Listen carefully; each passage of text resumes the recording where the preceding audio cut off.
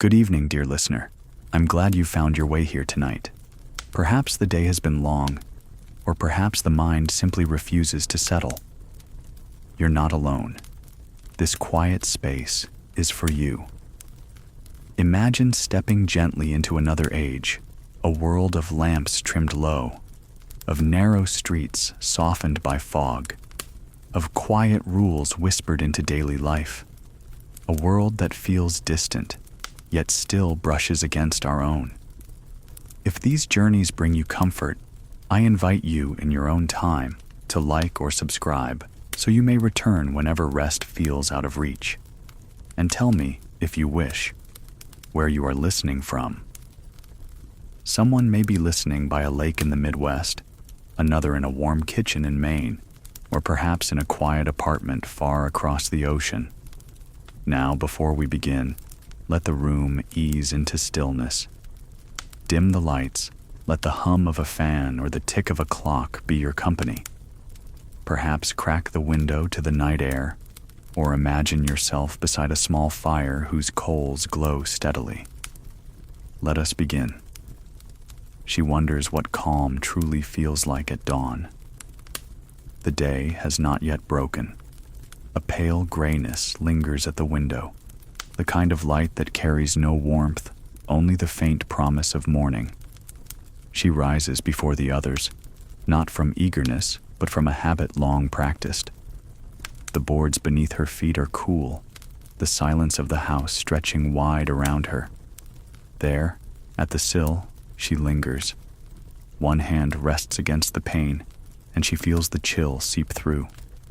For a moment she does nothing at all, no stitch in hand, no list in mind, simply standing, watching as the fog curls low over the roofs beyond. The world is hushed, and so is she.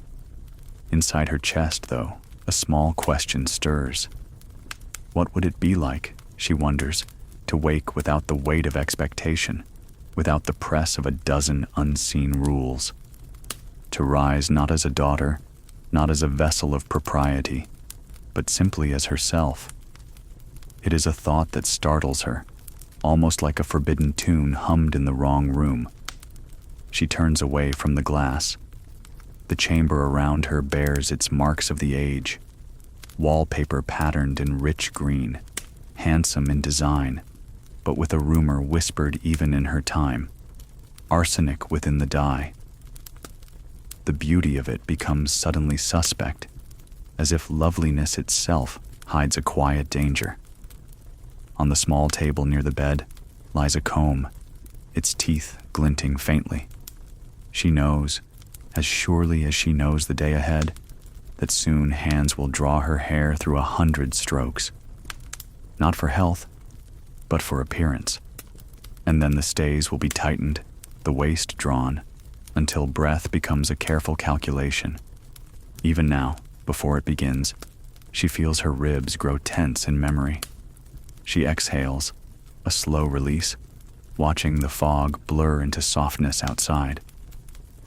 A secret wish presses forward, to breathe deeply, just once, without thought of posture, without fear of impropriety, to fill her lungs until her chest rises with no lace to hold it back. The sound of footsteps in the corridor reminds her that such indulgence will remain a dream. Soon, the door will open. The maid with her apron and cap will curtsy, and the quiet will break. But for this moment, this small and precious moment, she lingers in the hush, keeping the wish close. She wonders if others in her place have felt the same.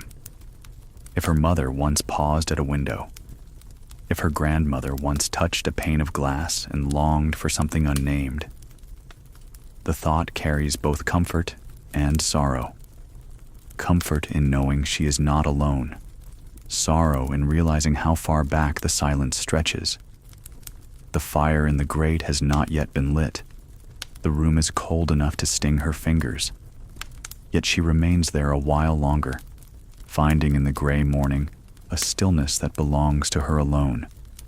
A candle gutters low on the dressing table, the wax pooled like a small lake. Its flame bends and rights itself, a reminder of resilience, of quiet survival. She presses her palm once more to the window, then draws it back, leaving a faint print behind. The world outside is waiting, the house is waiting. And still, beneath the layers of duty, the soft ember of her wish glows. Beneath small tasks, a quiet longing stirs. The day has taken hold now. Soft light leans in through the high windows, not golden or kind, but pale and diluted, as though the sky has forgotten warmth. She moves carefully through her chamber, the boards creaking in familiar complaint. Each sound is ordinary, yet beneath it lies the echo of something more. Her slippers find the worn rug near the washstand. Martha, with steady hands, pours the water from a ceramic pitcher into the waiting basin. The water trembles as it lands, shivering in the cold air. "Rose water, miss," Martha says in her quiet voice, and she steps back as though her presence must be invisible. She dips the cloth, wrings it once, and touches it to her face. The shock of cold strikes her skin, and she inhales sharply. To Martha, it is routine, an everyday service. To her, it feels like a moment borrowed, a chance to notice the thin veil between comfort and peril. In a world without modern medicine, even this chill could invite illness. Yet propriety insists one must appear fresh at breakfast, pale and composed, as if vitality itself were unbecoming. She thinks of modern mornings she once knew, the turn of a faucet, the rush of warm water, the privacy of tiled walls. Here, each gesture feels rehearsed, each movement accompanied by unseen spectators, ancestors, neighbors, society itself. She is both actress and audience in a play staged daily. Martha sets out the small jars and vials upon the dressing table. Labels in fine script declare their promises: clear complexion, luminous eyes, a delicate pallor.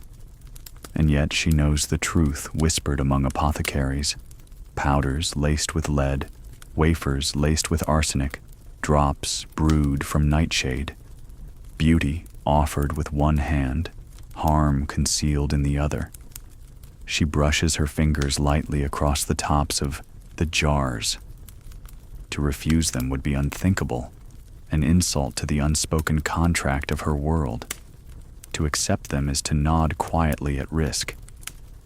She thinks of how many women lean over basins just like hers, dabbing cool poison upon their cheeks, swallowing wafers with trembling lips, convincing themselves the danger is distant. Her body, guided by long practice, takes the motions without protest. Half a wafer dissolves upon her tongue, leaving a chalky trace. Drops sting her eyes until they water, the world turning hazy. A brush pulls through her hair, one stroke, then another, the bristles tugging, her scalp burning. 100 strokes. The number is sacred, though no one remembers why. The mirror across from her holds a version of herself that is and is not the same. The face seems hers, yet pale, distorted, made stranger by the sheen of powder and the wideness of her gaze. She searches the reflection as though an answer might wait there. Does beauty grant safety, or only another kind of prison? Breakfast waits below. The bells of the city, muffled by distance and fog, remind her that the world beyond her house has already awakened. Yet within these walls time is slow, deliberate, carved into rituals that brook no alteration. The hall is hushed as she descends, skirts whispering against the polished rail. At the table, her mother sits stiff and upright, her face lined not by years alone, but by discipline. The younger sisters perch with folded hands, not yet daring to touch the food. Father hides behind a newspaper, the rustle of its pages the only rebellion permitted him in this setting. She lowers herself into her chair. A poached egg rests on her plate. half a slice of toast. Her father's plate, by contrast, groans under sausages, thick slices of bread, butter that gleams like gold. She lifts her fork, careful, silent. The egg trembles on its edge, and she thinks of the absurdity. Fainting considered fashionable, starvation mistaken for refinement. Her mother's voice cuts the silence. "Margaret, we are expected tomorrow at the Blackwoods. Their son Edward will be in attendance."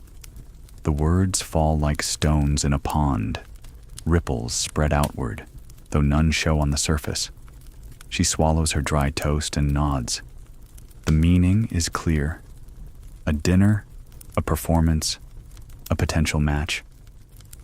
Her sisters glance at her quickly, then back to their plates. They know. Everyone knows. It is not love that beckons, but transaction. A merging of families, fortunes, reputations. She feels herself once again as a coin in the palm of a hand, polished and offered, her worth determined by others. After breakfast, duties unfold. Her mother leads her to the writing desk, where ledgers of household expenses lie open. "The butcher has raised prices," her mother says with disapproval. "We shall reduce meat to 3 days a week." Every penny accounted, every shilling a step upon the tightrope of respectability. The home must not appear mean, nor must it appear extravagant. Appearances alone decide survival. Her mind drifts as the accounts are tallied.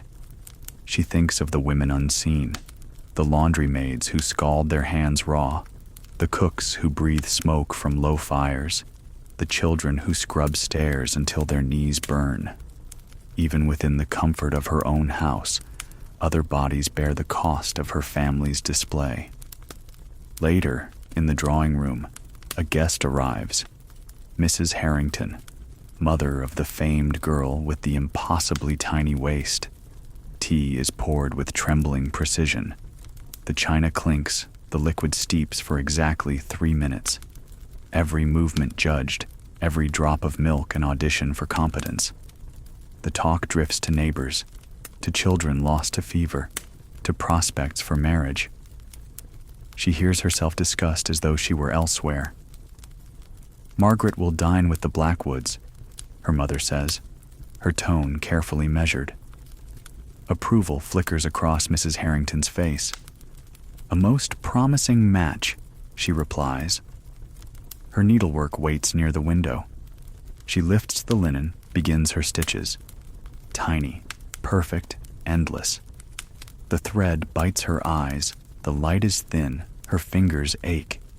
Still she works, for to falter is to risk judgment. Each stitch is not merely thread through cloth, but a testament to her patience, her virtue, her value. Outside the window, the fog drifts heavier. A woman passes in plain dress, her steps quick, her gaze direct. A working woman. For a heartbeat, she envies her, though she knows that path too is harsh. At least, perhaps, such a woman might marry by choice, might speak without rehearsed restraint. The hours slide by. Duties give way to more duties. The household breathes in patterns so old they no longer need explanation. And yet, beneath each polished gesture, beneath each polite silence, the quiet longing grows. A longing not for grandeur, not for rebellion, but for something simpler. To sit at a table and eat until full, to speak one thought without fear, to breathe deeply without laces drawing tight. It is not the great dreams she misses, but the smallest ones. The clock chimes softly. Afternoon shadows stretch across the floor.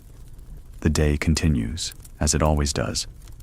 And she continues, as she always must. Yet within her, beneath routine, a whisper persists, faint, but steady. Expectations press without words, only wait. The morning air has sharpened. It slips along the floorboards, creeping beneath the hem of her gown. Somewhere down the corridor, a clock strikes the hour in a voice both steady and relentless. It does not call for haste, Yet it reminds her that time belongs not to her, but to the rhythm of the household.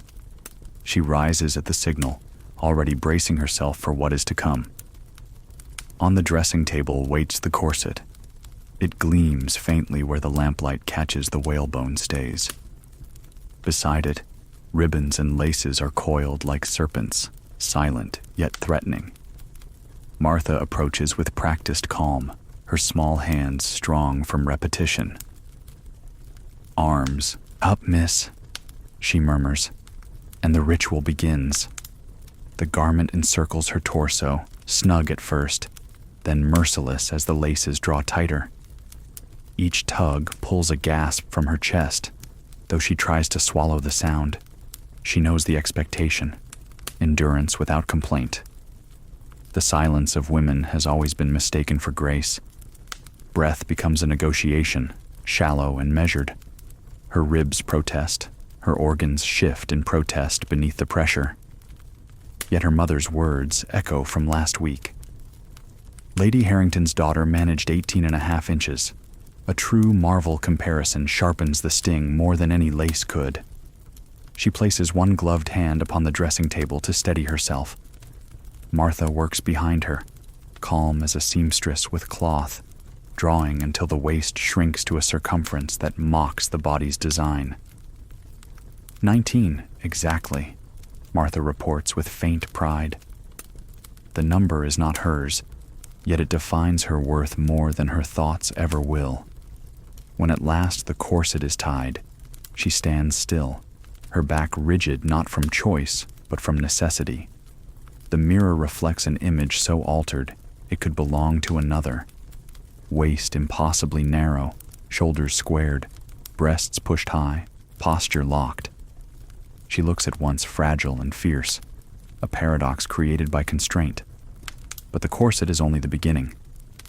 Layers descend one by one. Chemise, drawers, petticoats, crinoline. Each piece claims a share of her movement, until the act of walking will become a strategy, not an instinct. She recalls how yesterday her skirts knocked against a vase in the hall, nearly toppling it. The cage of steel and fabric is not merely heavy, it is treacherous. At breakfast, her mother had praised the delicacy of fainting, repeating the tale of Lady Harrington's daughter swooning at the winter ball. Elegant, they called it, admirable. Yet here, now, she feels the threat of fainting not as a performance, but as reality. The air never seems to reach the depths of her lungs. She wonders, in secret, how many women have slipped quietly into illness because of fashion's embrace. The silent weight does not end with clothing.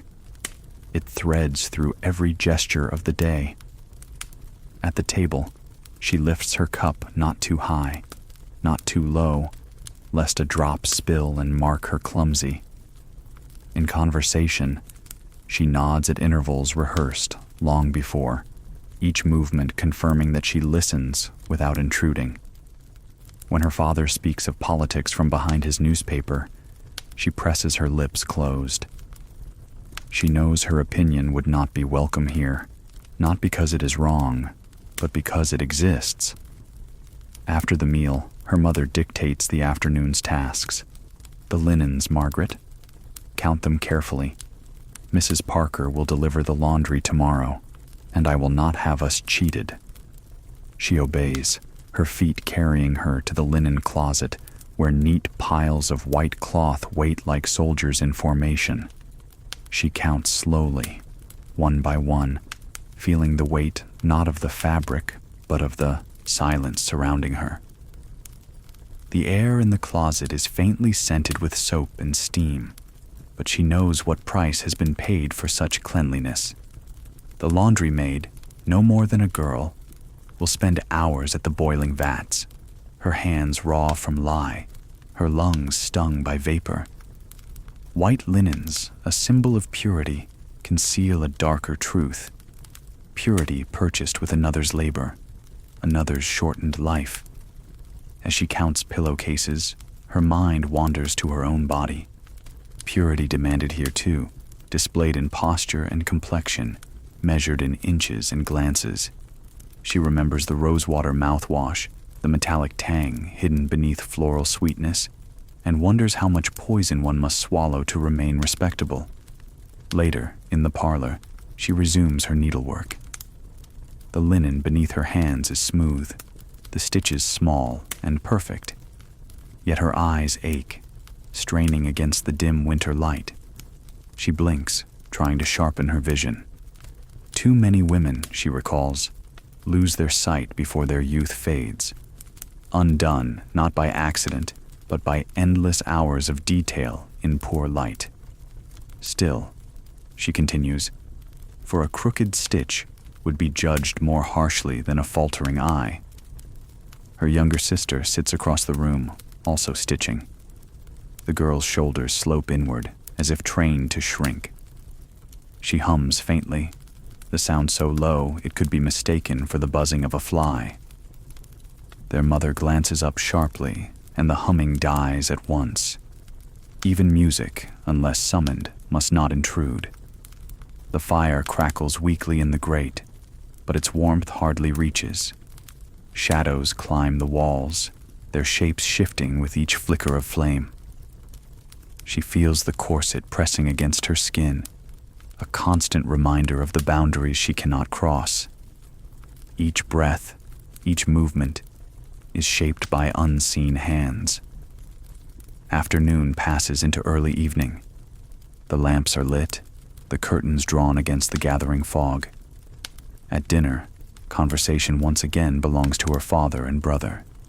She sits with folded hands, her plate modest, her smile practiced. The silent weight settles upon her shoulders more heavily than the velvet of her gown. When at last she retreats upstairs, the ritual reverses itself. Martha's fingers unlatch the gown, loosen the laces. Relief floods her chest, though she dares not sigh too loudly. To breathe freely feels almost indecent, like disrobing in public. She touches her ribs, tracing the red marks left by whalebone, and wonders how many such marks lie beneath the polished surfaces of women around her. The room is still. She sits at the edge of her bed, fingers folded, and lets the silence fill her ears. It is not an empty silence, but a weighted one, carrying centuries of expectation. She thinks again of her wish at dawn, to breathe, to live unbound, and realizes how distant it feels now. The hours between have pressed it deep, like a flower pressed between pages, beautiful but motionless. She lies down upon the mattress, its lumps familiar now. The green wallpaper looms in, the dark, its beauty poisoned, its silence accusing. She closes her eyes, listening to the rhythm of her own breath, shallow yet steady, and holds the thought that somewhere beneath the weight, the whisper of self endures. The city exhales its smoky sighs in fog. Morning once more, and London greets her not with sunshine, but with a breath of thickened air. From the upstairs window, she sees the world blurred, streets fading into the distance like an unfinished painting. The fog is heavy, colored not with silver, but with a yellow-brown tint, a reminder that coal fires burn in every hearth, that industry marches just beyond the horizon. Her mother announces the day's plan with practiced authority. A visit to Bond Street for ribbons, then to the stationer's, and finally to pay respects to Lady Pembroke. Each errand is less about necessity and more about performance. Shopping in this age is a stage on which respectability must be acted, minute by minute. Martha fastens her walking dress, layer upon layer, until her arms move stiffly at her sides. Gloves are smoothed over her fingers, a hat pinned with long steel points sits upon her head, and a parasol is pressed into her hand. "Remember, Margaret," her mother says as they descend the stairs. Not too fast, not too slow. A lady's pace is its own language. The front door opens, and the air outside envelops her like a damp shroud. The stench rises first, Horse manure, sewage, coal smoke, rotting refuse. She presses a handkerchief lightly to her nose, the lavender scent almost mocking in its futility. Beneath her boots, the cobbles are slick, their surface smeared with filth that no amount of brushing will truly remove from the hem of her dress. Carriages clatter by, their wheels splashing through puddles that are less water than chemical broth. One sprays a working woman nearby, soaking her skirt through. The carriage does not pause. The woman lowers her eyes, continuing on, as though humiliation is as natural as breathing. The sounds press in on all sides. Vendors shout their wares, apples of dubious freshness, ribbons already dulled by soot, oysters pulled from waters too foul to trust. Children dart among the crowds, some selling matches, others simply begging. She tries not to meet their eyes, remembering her mother's warning. Do not encourage them. They are tools for pickpockets, but one child's gaze catches hers all the same. Thin, hollow, yet sharp with hunger. The girl cannot be more than 6. Come along, her mother says firmly, steering her away.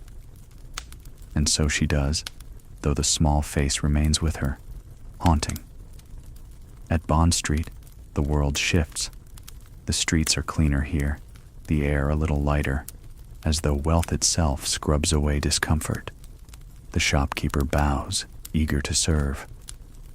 Blue ribbons, if you please, her mother requests, and a dozen shades are laid out, all carefully considered for how they might flatter her complexion at tomorrow's dinner with the Blackwoods. While deliberations continue, another family enters, the Pembrokes, polished and confident. Sophia, the daughter, offers a smile so measured it feels like a curtain drawn. How lovely to see you, Margaret, she says. I hear Edward Blackwood is a charming gentleman. Her tone suggests knowledge withheld, a secret folded between words. Her mother replies smoothly, praising Margaret's new gown, while she herself remains silent. This, too, is expected. Women are not rivals in conversation, only in silence, judged by who appears more poised, more desirable, more marketable. Ribbons purchased, the most costly of the lot despite their strained budget, they proceed to the stationer's. Inside, shelves hold visiting cards stacked neatly, each one a declaration of existence. Without such cards, introductions cannot be made. Doors remain closed. Society forgets you. Her father has ordered new ones, each bearing their family name in careful script. She runs her fingers lightly across the samples, realizing how fragile identity becomes when it is reduced to paper. A gentleman enters behind them, and at once the shopkeeper turns his attention away from the women. The man is served first, though he arrived last. No one objects. No one even notices the discourtesy. Men come first, always, as if the very air acknowledges it. The fog grows thicker as they walk to Lady Pembroke's residence. A procession of suffragists passes, their signs lifted high, votes for women, rights for married women. Her mother tightens her grip on her arm. Shameful, she mutters. No respectable lady would join such displays. Margaret's gaze lingers on the women, their faces determined despite the jeers of passers-by. For a heartbeat, she feels a surge of kinship with them, quickly buried beneath caution. Lady Pembroke receives them in a parlor more richly furnished than their own. She reclines dramatically, claiming her nerves have been dreadful. Illness, real or feigned, is its own performance here, proof of delicacy and wealth. Conversation turns to scandal. A young woman seen walking alone with a man. Gasps fill the room, not because of harm, but because reputation has been lost. One step astray, one glance misjudged, and a woman's future may collapse. Margaret sits in silence, her hands folded. She nods at the right moments, sips her tea without spilling, and lets the conversation wash over her. Yet, her thoughts are elsewhere, with the match girl whose jaw was marked by disease, with the suffragists in the fog, with the child who begged on the street. Each image pricks her like a hidden thorn, too small to draw blood but sharp enough to linger. On the walk home, the streets close in again. A group of men outside a club laugh loudly, their eyes following the women who pass. Remarks, half-spoken but clear enough, fall into the air. Compliments laced with insult. Ownership disguised as humor. Her mother quickens her pace, pretending deafness. Margaret lowers her eyes, her cheeks hot with the helplessness of being both seen and dismissed. By the time the house door closes behind them, she feels as though she has walked across a stage where every gesture was judged. Gloves removed, hat unpinned, parasol set aside. Yet the scrutiny does not end. It never does. The fog presses against the window panes as she changes for luncheon. Outside, the city exhales again, smoky and resigned. She thinks of how the air itself carries quiet poison, just as surely as the wafers on her dressing table. The world conspires to weaken, to restrain, to diminish. And yet, here she stands, breathing shallow but steady, one day folding into the next. Every room performs its quiet expectations. By afternoon, the house itself feels like a stage. Each room has its cues, each servant their part, and every gesture, whether by mistress, daughter, or maid, becomes another line in the endless play of respectability. Her mother leads the way through the kitchen first, the air heavy with the scent of roasting chicken and wood smoke. Mrs. Parker, the cook, stands like a soldier at her post, arms strong from years of kneading, chopping, stirring. Her curtsy is brief but correct. "Menu for tonight, ma'am. Chicken with carrots and potatoes. Apple tart for dessert." The words are ordinary, yet her mother narrows her eyes, testing for weakness. "Coal usage seems excessive," she remarks, running a finger along the shelf. "See that it is reduced." The air still carries warmth from the oven, but Mrs. Parker only nods. She knows that less coal means more hours tending the fire, longer waits for water to boil, more strain for her staff. Respectability costs comfort, and it is always the servants who pay. They move on, room to room, parlors polished, rugs brushed, curtains drawn to keep the soot from creeping in. Each surface bears the scrutiny of her mother's gloved hand. Dust would be considered a moral failing, not just untidiness. Cleanliness is next to godliness, but also next to social survival. Margaret follows, silent, absorbing the rhythm. She sees how her mother's gaze sharpens when it lands on a crooked candlestick, how Martha flutters behind to straighten it before a word can be spoken. This is more than household order. It is theater, and her mother is director, audience, and critic in one. When they reach the drawing room, a fire has been laid, though the day is mild. Smoke curls faintly toward the chimney. The chairs stand at precise angles, not too close, not too far. A visitor might see comfort. Margaret sees calculation. "Here, you will sit," her mother explains, touching the high-backed chair nearest the window. Never in the corner. It suggests weakness. Never opposite a gentleman. It invites too much attention. Beside the piano is safest. Always in view. Never in contest. She nods, though her chest feels tight beneath the corset's hold. Even the placement of a chair becomes a lesson in survival. Upstairs, linens are inspected again, the counts repeated, the corners tugged to ensure neatness. Her mother speaks of laundry as if discussing strategy in war. "White must be pure, Margaret. Not ivory, not cream. White." If Mrs. Harrington should notice a yellowed hem, she will not keep it to herself. Each sheet is a soldier's banner, carrying victory or disgrace. At last, they return to the morning room, where her embroidery waits. The basket sits by the window, filled with handkerchiefs destined for her sister's wedding. The cloth is smooth, the thread fine as spider's silk. Her needle pierces rhythmically, in, out, in, out. Hours pass this way, the silence broken only by the occasional sigh from her mother or the faint crackle of the fire. Her eyes begin to ache again. The letters blur, the flowers lose their shape. She blinks, forces her hand to continue. Mistakes are not permitted. A crooked stitch is more shameful than an idle day, for it reveals not only carelessness, but a weak character. To sew poorly is to fail as a daughter, as a future wife. She shifts in her seat, the corset pressing cruelly against her ribs. Her breath remains shallow, and her fingers tremble. Yet she continues, because stopping is not an option.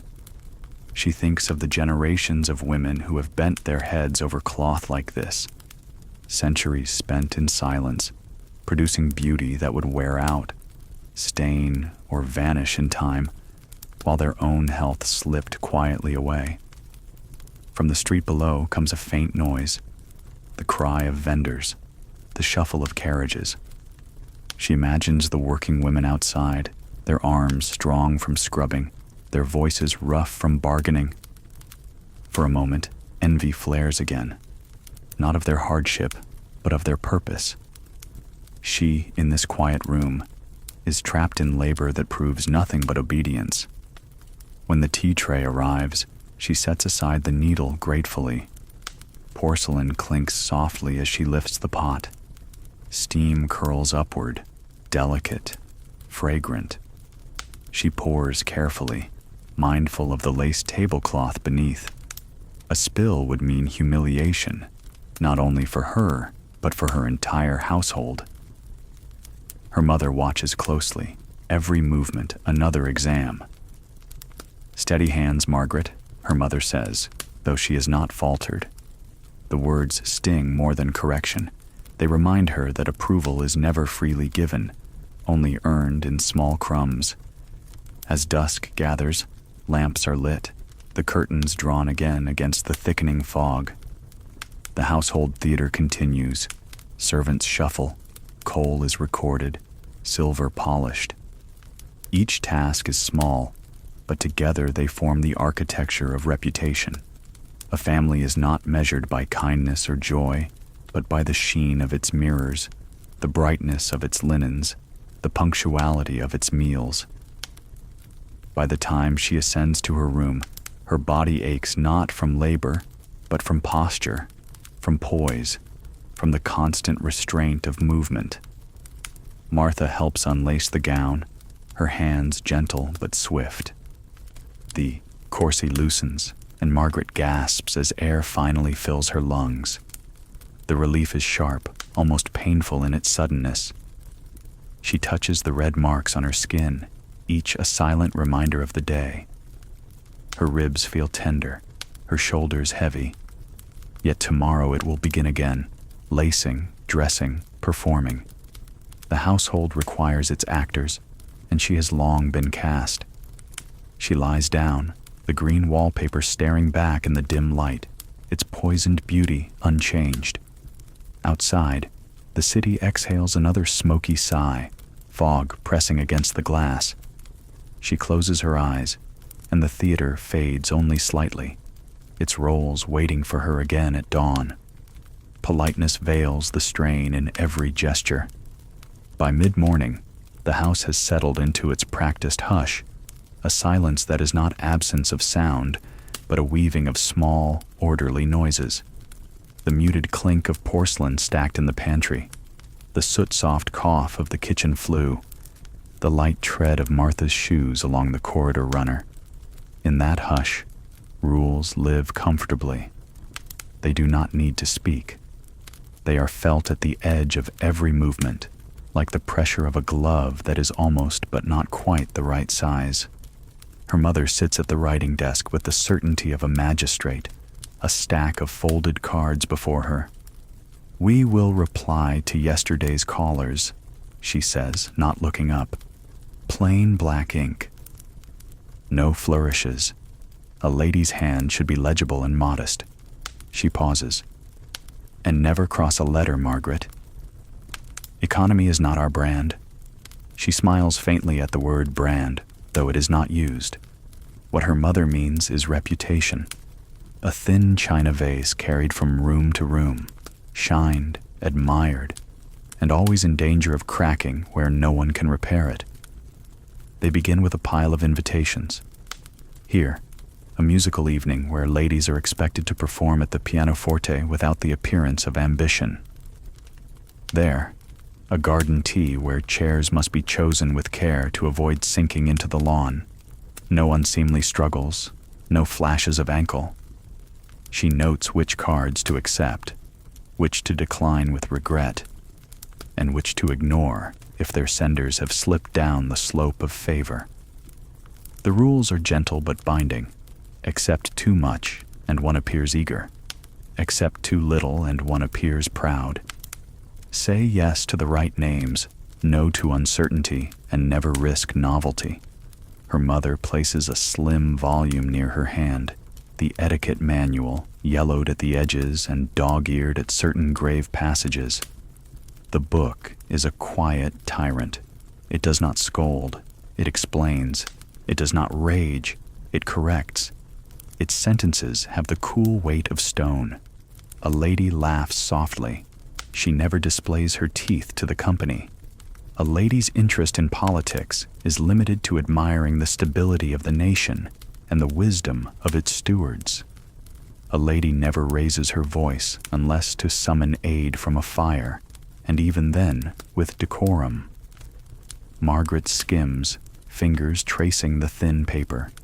She imagines the anonymous author, pen poised, translating 1,000 little pressures into commandments, offering comfort in the form of certainty.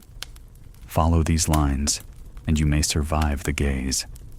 Step aside from them, and the gaze becomes a blade. The day's lesson, her mother announces, is reception. Your posture in a chair, the angle of your chin, the way you listen, these things tell the room how you intend to live. It sounds absurd and true at once. She is shown to a particular chair, upright, not inviting slouch or ease, and coached to sit so that her back finds the chair's line as if drawn to it. Too rigid, and she looks severe. Too relaxed, and she looks thoughtless. Hands together, but not gripping. Eyes bright, yet not roaming. Interest, yes.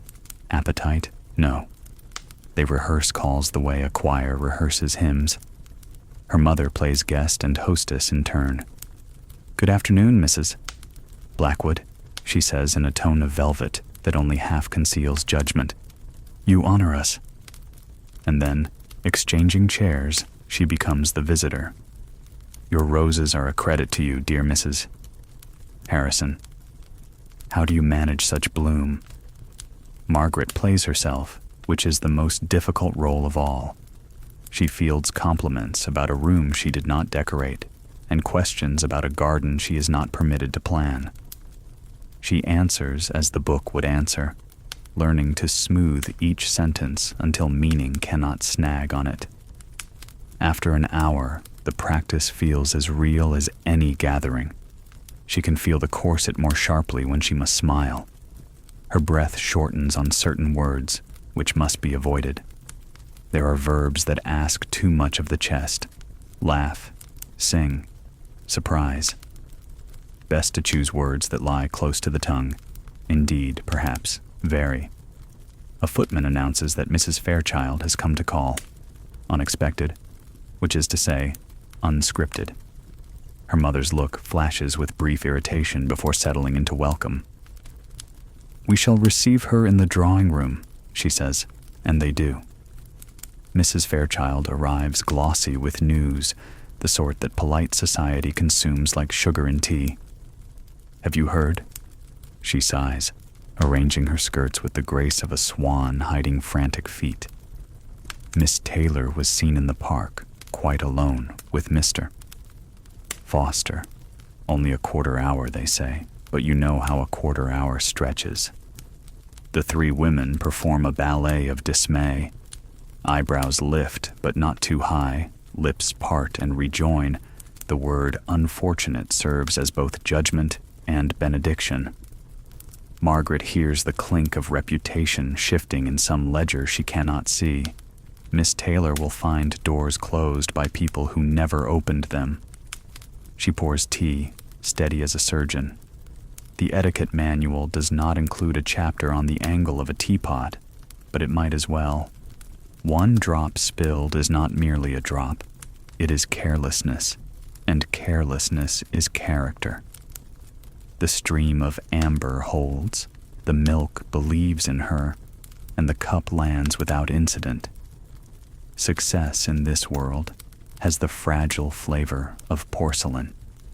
Mrs. Fairchild samples the tart and moves to the topic that has been waiting under her tongue since the hall.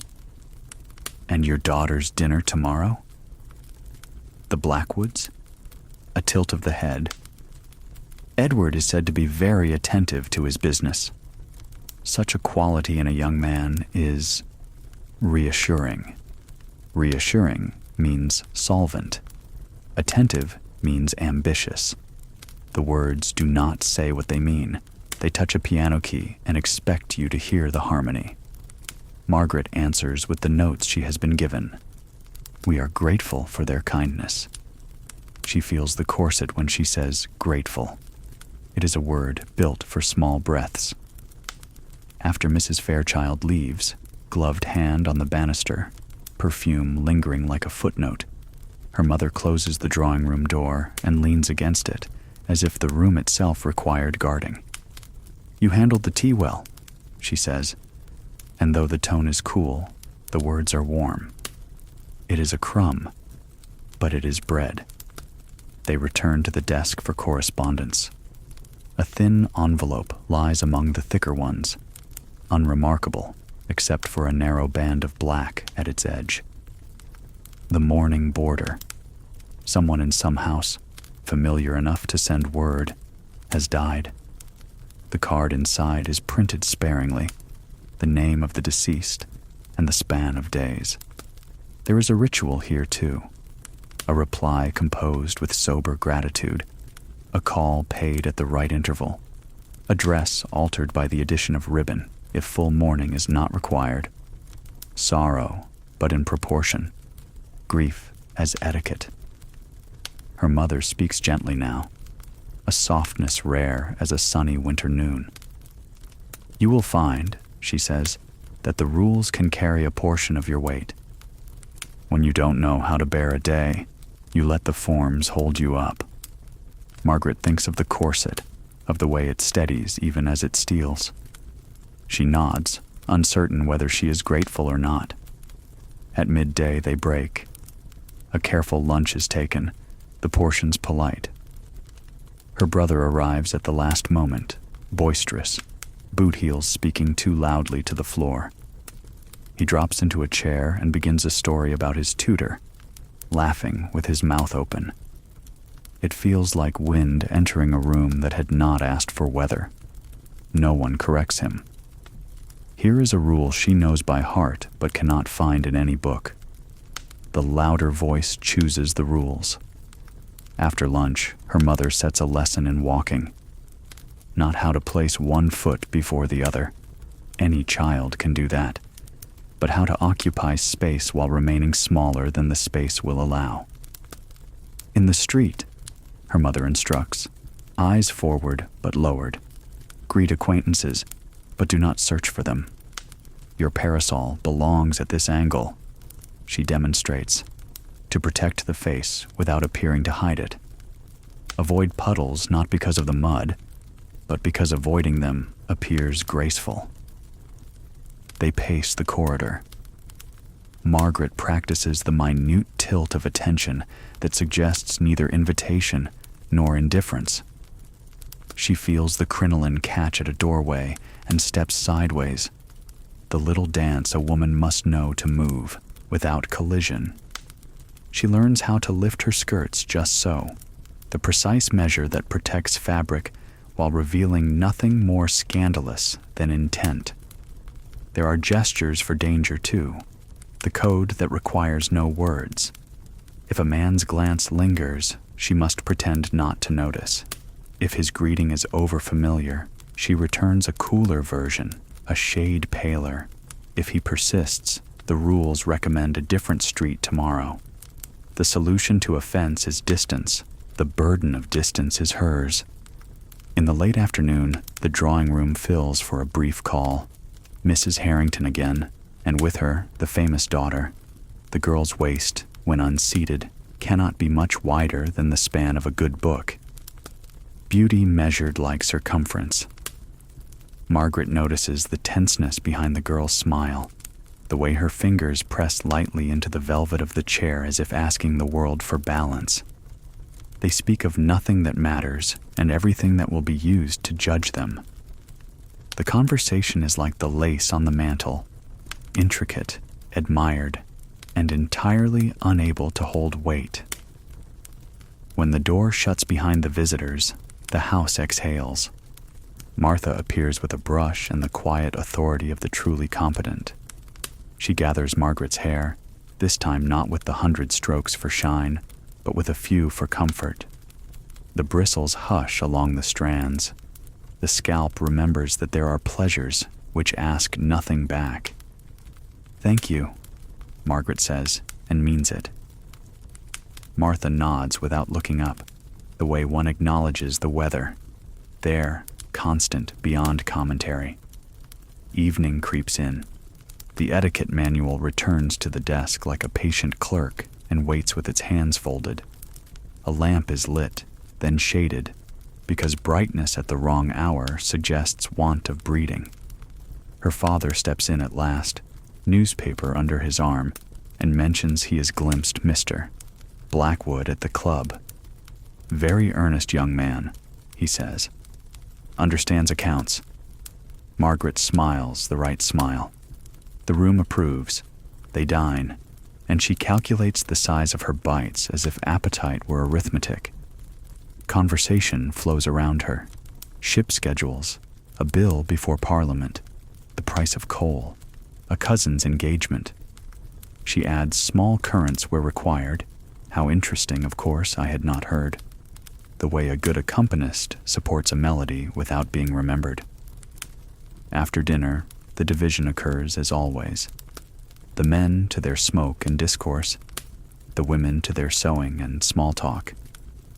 It is habit, yet each night it retains the crispness of a ritual that believes itself eternal. Her needle finds cloth again. The thread glides and catches and glides. Her mother examines a finished handkerchief and nods. Acceptable. Another crumb. Another meal. By the time she climbs the stairs to her room, her senses feel sanded.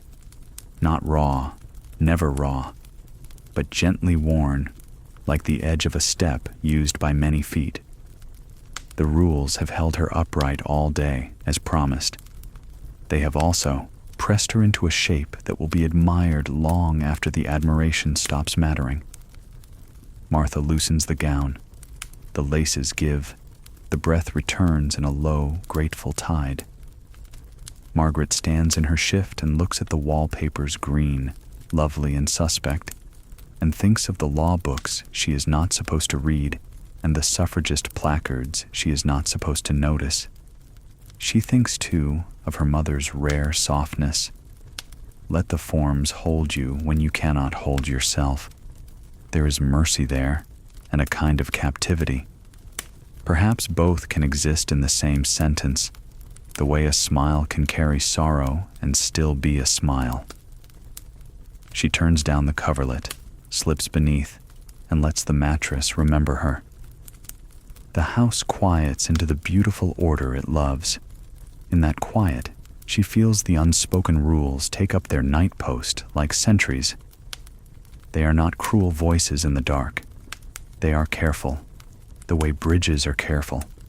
Steady, weight-bearing, unwilling to move even when the river underneath begs them to. In Martha's swift hands, she glimpses herself. The morning begins with the whisper of footsteps, light but purposeful, crossing the uneven boards. Martha carries with her the gravity of habit, the basin filled just so, the cloths warmed as best she can manage, the fire coaxed into reluctant flame. Every act has a rhythm, and Margaret, though mistress in name, feels like an apprentice watching a master at work. Martha does not speak much at first. Her hands are language enough, the careful way she lays out a fresh chemise, the brisk tap of a brush against the hearth, the neat folding of discarded garments. Silence is her canvas, and on it she paints order. Yet, if one listens closely, even silence has accents. The tiny sigh when starch has stiffened a collar too much, the near imperceptible hum when the water warms quickly, the tightening of her lips when coal dust clings to lace. Margaret studies these details, not with judgment but with a peculiar hunger. To be mistress is to receive, to be servant is to make. Each gesture of Martha's holds intent that Margaret envies. Here is work whose outcome is visible, a bed smoothed, a garment ready, a hearth awakened. Margaret's own labor, smiles, stitches, posture, vanishes into the air, noticed only when it falters. As Martha brushes her hair, 50 strokes, 60, Margaret feels the weight of her own reflection deepen. The mirror shows her pale skin, her eyes widened by belladonna, her waist pressed into improbable grace. But beyond her image stands Martha, steady, competent, unadorned. For a heartbeat, Margaret wonders which life carries heavier chains. She ventures a question, voice low, as though sharing a secret with the comb itself. Martha, do you ever think of something different? Another path? The brush stills, only briefly, then resumes. Different, miss? Not for the likes of me. The words are smooth from much use, polished like stones rolled in a river. But her tone betrays a flicker, a glimpse of something unspoken. Encouraged, Margaret presses gently. If you could choose, though. If anything were possible? Martha hesitates, then laughs softly, embarrassed at her own indulgence. Midwifery, perhaps. My grandmother was one. Folks said she had a gift, brought life safe into the world more times than anyone could count. She shakes her head. But such things require training, and training requires money. I had neither, so here I am. The honesty hangs in the room like incense, faint yet clinging. Margaret feels it settle on her skin. Here is a mirror indeed, not of appearance, but of possibility, or the lack of it. If Martha's father forbade her training, if Margaret's mother forbids her thought, what separates them? Fabric and title, nothing more. The morning proceeds, corset laced, gown arranged, ribbons tied. Yet each tug of lace feels different now, as if the cords bind not only Margaret's body, but Martha's dream, invisible, yet equally constricted.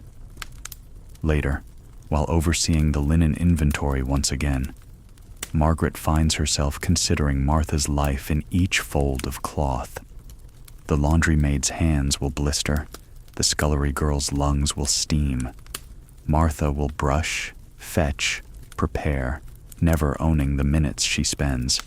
And she, Margaret, will sit in parlors, never owning the choices she makes. The symmetry is sobering. Both mistress and maid are caught in the same cage, only in different corners. At midday, while her mother dictates menus, Margaret catches Martha's eye across the room. A brief glance, quickly withdrawn, but enough to spark recognition. They both know the game, though their roles differ. The household play depends on both, the visible actress and the stagehand in shadow. Without one, the other falters. That afternoon, while preparing for yet another walk in the park, Margaret hears Martha murmur, almost to herself, "Strange, how folk outside think service makes a woman invisible. We see everything, miss. Everything," the remark lingers. Margaret realizes that while she is trained to ignore, to avert her gaze, Martha cannot. The servant sees the mistress faint from corset tightening, sees the father's weary glance, sees the ledger's hidden worry. She sees, but cannot speak. Margaret speaks, but cannot see. When the hour for the walk arrives, Martha pins her hat with steady hands, sliding the sharp steel through layers of hair. "There," she says, "secure." Margaret wonders what it would feel like to hold the pin as weapon instead of ornament, to choose its direction. She wonders if Martha ever imagines the same. Out on the street, the fog wraps around like damp wool. Margaret walks with her mother, posture exact, parasol lifted. Yet beneath the costume of respectability, she carries Martha's voice. We see everything. It hums beneath the clatter of carriage wheels, beneath the chatter of passers-by. The mirror of service follows her, not as reflection, but as echo. Evening returns them to the drawing room. More stitching, more small talk, more measured silence. But when Martha comes at last with warm water and brush, Margaret feels a peculiar comfort. Not love, not even friendship, but recognition. Two women circling the same flame, each casting shadows the other can read. The brush strokes grow slower, more rhythmic, almost like a lullaby. Margaret closes her eyes, letting the sound weave around her. The rasp of bristles, the sigh of fabric folded, the low crackle of the fire. She feels herself softened, not by duty, but by the quiet presence of another who endures. In that stillness, she thinks, perhaps endurance is itself a kind of resistance. Perhaps to keep one's softness alive in a world that hardens every edge is already an act of courage. A friend's fading smile carries silent stories. The fog had not quite lifted when the visitor arrived. The maid announced her simply, "Miss Charlotte," and withdrew with the same efficiency as always, leaving behind the faint trace of coal smoke and damp wool that clung to coats in London's endless gray. Charlotte had been a girlhood companion, one of the few whose laughter Margaret remembered from less burdened afternoons, before the rules of society folded around them like heavy drapery. Now Charlotte entered the drawing room, not as playmate, but as married woman, her expression touched with an exhaustion that youth should not yet know. Her smile, quick and polite, carried the shape of something older. She embraced Margaret briefly, her gloves cold, her perfume faintly medicinal, as though chosen to cover something less pleasant. Conversation began with safe topics: the weather, the season's invitations, the rising cost of coal. Their mothers, perched like conductors, guided the rhythm. Each word followed a pattern, as if laid out on a sampler cloth, neat, precise, predictable. But behind Charlotte's eyes, Margaret saw shadows gathering. When the mothers drifted toward a discussion of menus, goose or mutton, custard or tart, the two younger women found a corner of privacy. It was fragile, like a candle flame in draught, but enough for Charlotte's mask to falter. "How have you been?" Margaret asked softly. Charlotte lowered her gaze. "Well enough. That is what one says." Her fingers twisted the edge of her handkerchief, delicate stitches strained by restless touch. Margaret waited. Patience, she had learned, often invited truth. At last, Charlotte whispered, "It is different than I thought. Marriage." The word came out brittle, like glass about to fracture. She spoke in fragments, careful to keep her voice low so the older women would not hear. Her husband, Thomas, was respectable, solvent, admired at his club. He was also exacting, his temper sharp. A bruise, usually hidden by sleeve, had once been glimpsed when Charlotte reached too quickly for tea. She said little of it now, only pressed her lips tight when Margaret's eyes flickered to her wrist. "Sometimes," Charlotte murmured, "I feel as though I am fading. Each day, a little more of myself disappears into expectation." He notices if the soup is too thin, if the fire burns too high, if I speak too freely. And when I fail... She stopped, shaking her head. It is easier not to fail. Margaret felt her throat tighten. She wanted to reach across the lace table and take Charlotte's hand, but the rules forbade such boldness. Instead, she whispered, "Do you find any comfort at all?" Charlotte's smile returned, faint but real. "In the quiet moments, when I sew and no one watches, when I sing to myself while he is away. It is not much, but it reminds me that I am still there, beneath it all." The weight of those words lingered. Margaret realized with sudden clarity that Charlotte was not only speaking of herself, she was offering a mirror, a warning, a glimpse of the road ahead. Later, when their mothers rejoined them and the conversation returned to ribbons and invitations, Charlotte's mask slipped back into place. She laughed where laughter was expected, nodded where agreement was required. Yet, as she rose to leave, she pressed Margaret's hand quickly, firmly, in a gesture that spoke more than words could hold. "Take care," she said, her tone edged with something urgent. Then she was gone, leaving the faint scent of lavender behind. Margaret stood by the window, watching her friend's figure retreat into the fog. The parasol bobbed, the skirts swayed, the step was graceful, but the smile she had carried was carved too carefully. Her mother's voice drew her back. "Such a fortunate girl, married so well. Thomas is a fine man." Margaret nodded, but in her chest she carried the echo of Charlotte's fading smile, the quiet truth hidden beneath polite syllables. The room, with its lace and polished wood, seemed suddenly less solid, as if the rules that held it together were stitched from threads as fragile as Charlotte's handkerchief. That evening, Margaret found herself staring at her own reflection. The corset lines on her skin, the widened pupils, the pale cheeks, all evidence of expectation, carefully maintained. She thought of Charlotte's whispered confession. "Each day, a little more of myself disappears." The words rang like a bell muffled in cloth, still clear, still resonant, though softened by silence. She wondered if this was the true inheritance of Victorian women. Not only the gowns and gloves, the measured words and managed smiles, but the slow vanishing of the self, hidden beneath the heavy garments of duty. And yet, even in that thought, she remembered Charlotte's small joys, sewing alone, singing softly. Perhaps endurance was stitched from such tiny acts, threads too fine for society to notice. Behind a shop window, another path flickers.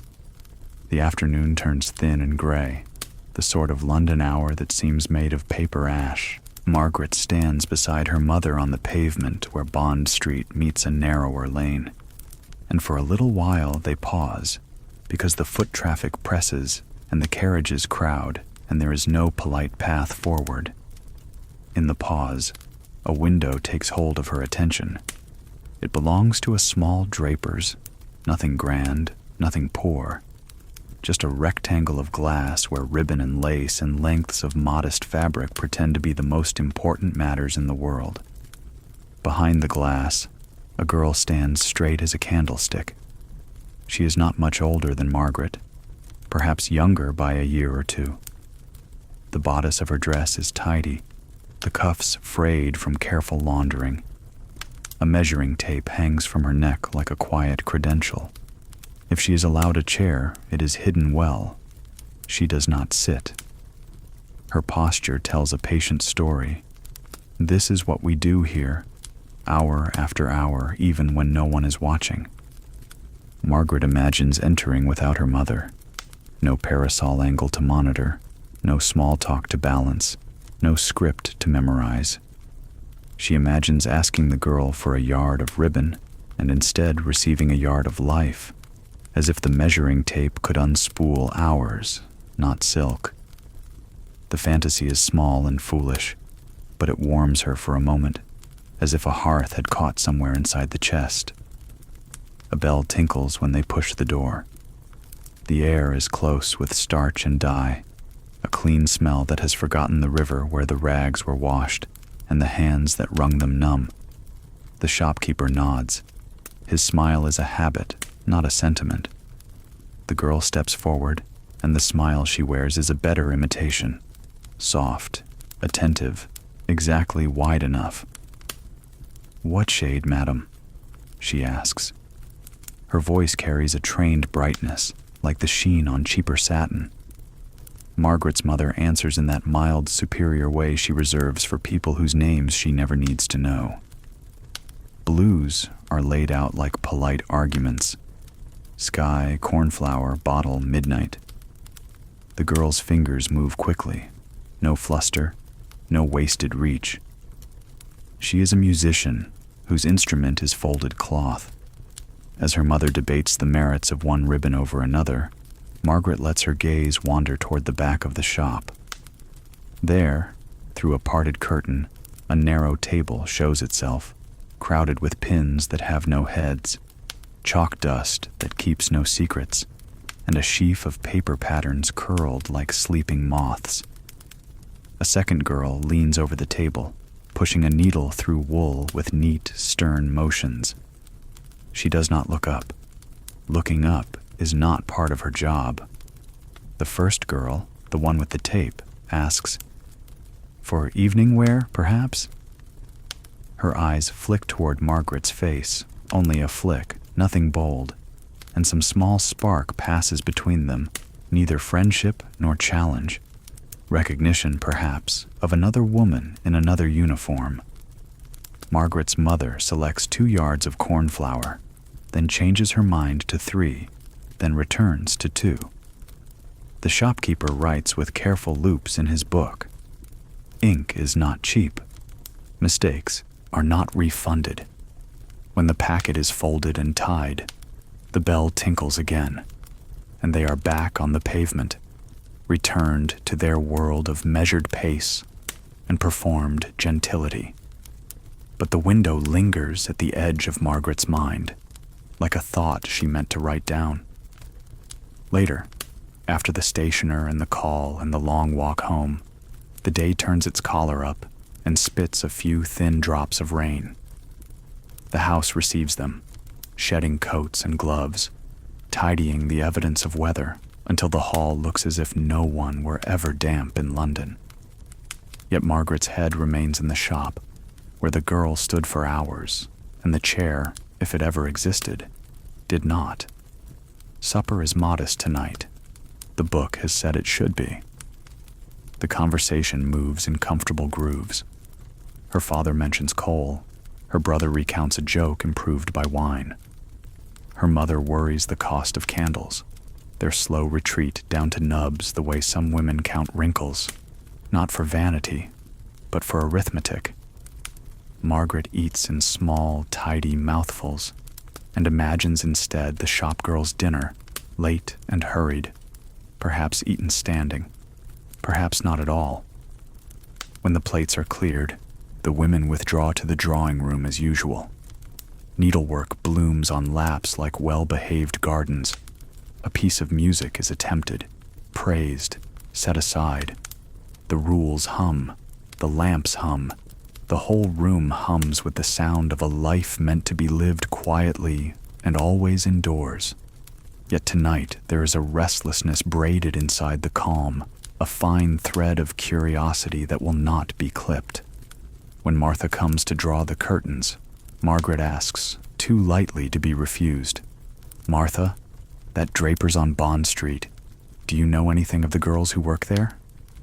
Martha's hands pause mid-drape. She is skilled at having no opinions, but information is not an opinion.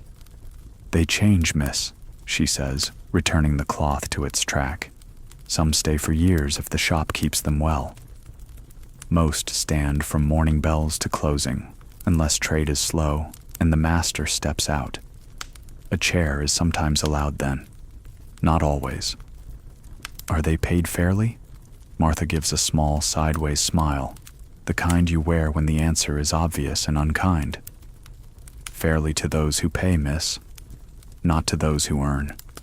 In bed, the house quiet at last, Margaret thinks of the standing, how the vertebrae would sing, low and sore, by the end of the third hour, how the ankles would learn to whisper complaint and the knees to answer, how the throat would grow old from speaking gently to people who never learned your name.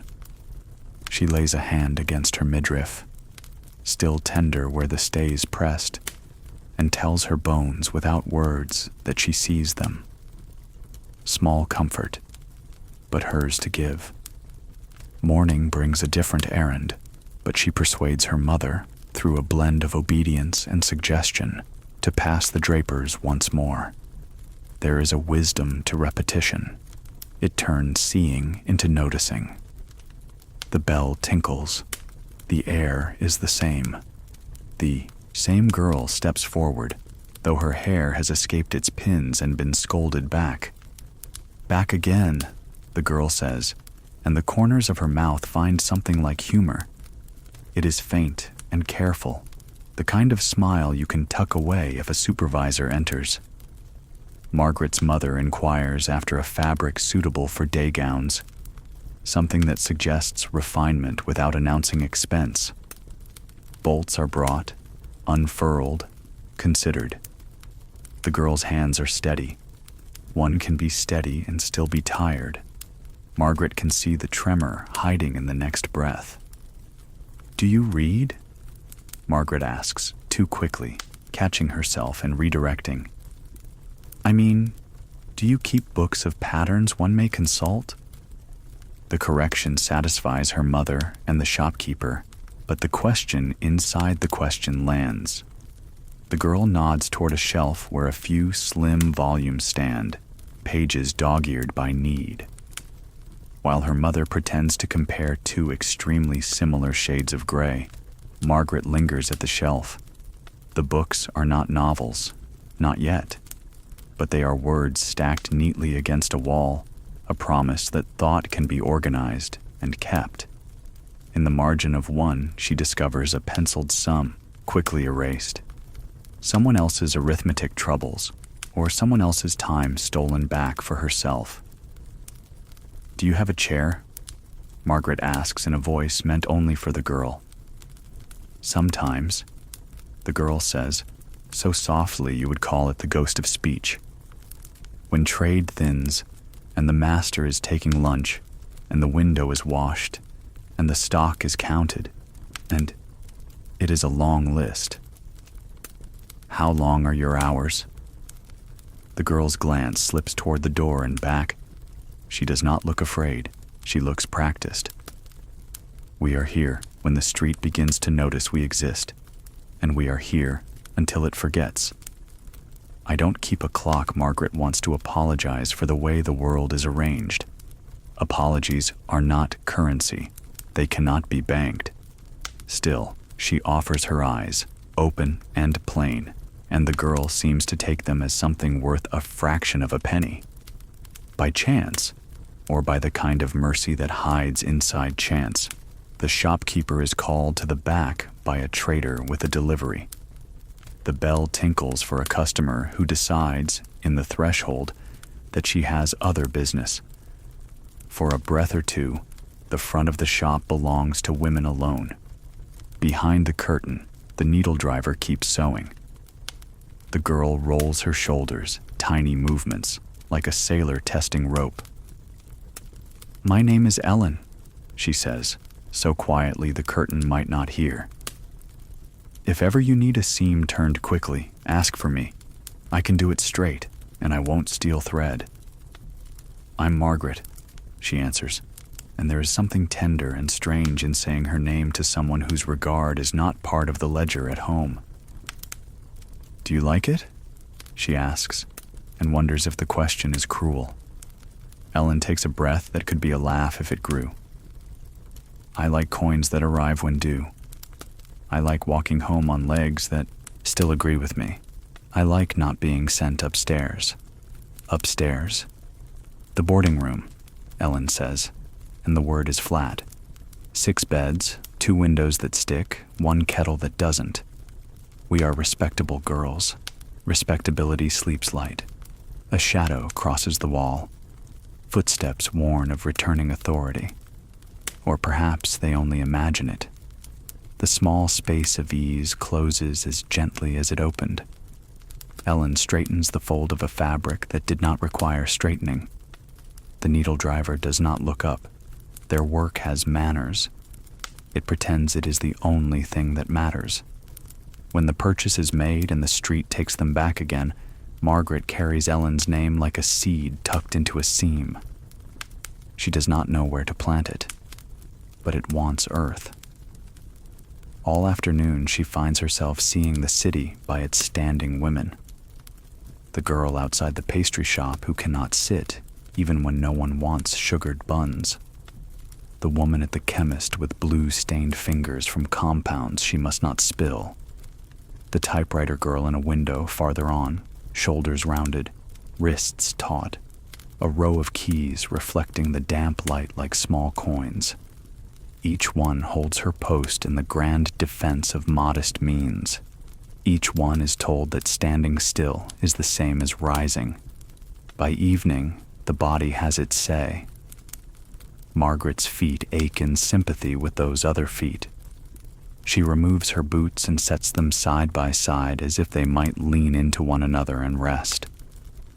Martha draws the bath to the agreed-upon level, no waste, and produces a small handful of dried lavender, an indulgence she claims is leftover from something else.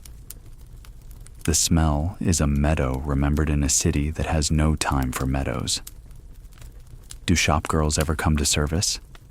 Margaret asks, careful to make it sound academic. "Some, miss," Martha says, folding a towel with soldierly corners. "If they prefer rooms with heat to rooms with stairs. In shops, you belong to hours. In houses, you belong to bells. There are girls who will take one collar over the other, and which collar do you prefer?" Martha smiles just enough that the candle knows it. "The one I can slip sometimes, when no one is looking."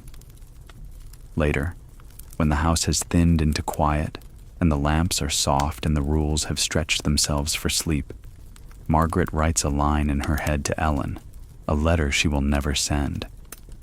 "I saw you stand and did not walk past it. I saw you measure and knew you were measuring more than cloth. I saw your chair that is not a chair, and I have a chair that is not always a seat."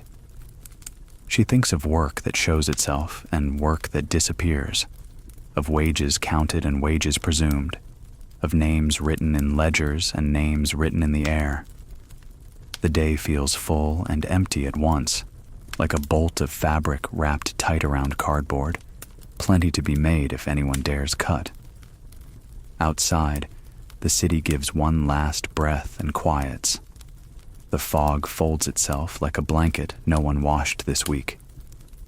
In the dark, Margaret decides she would like to see Ellen again, not for ribbon this time, but for the simple exchange of 2 women saying their names in a place where names are usually prices.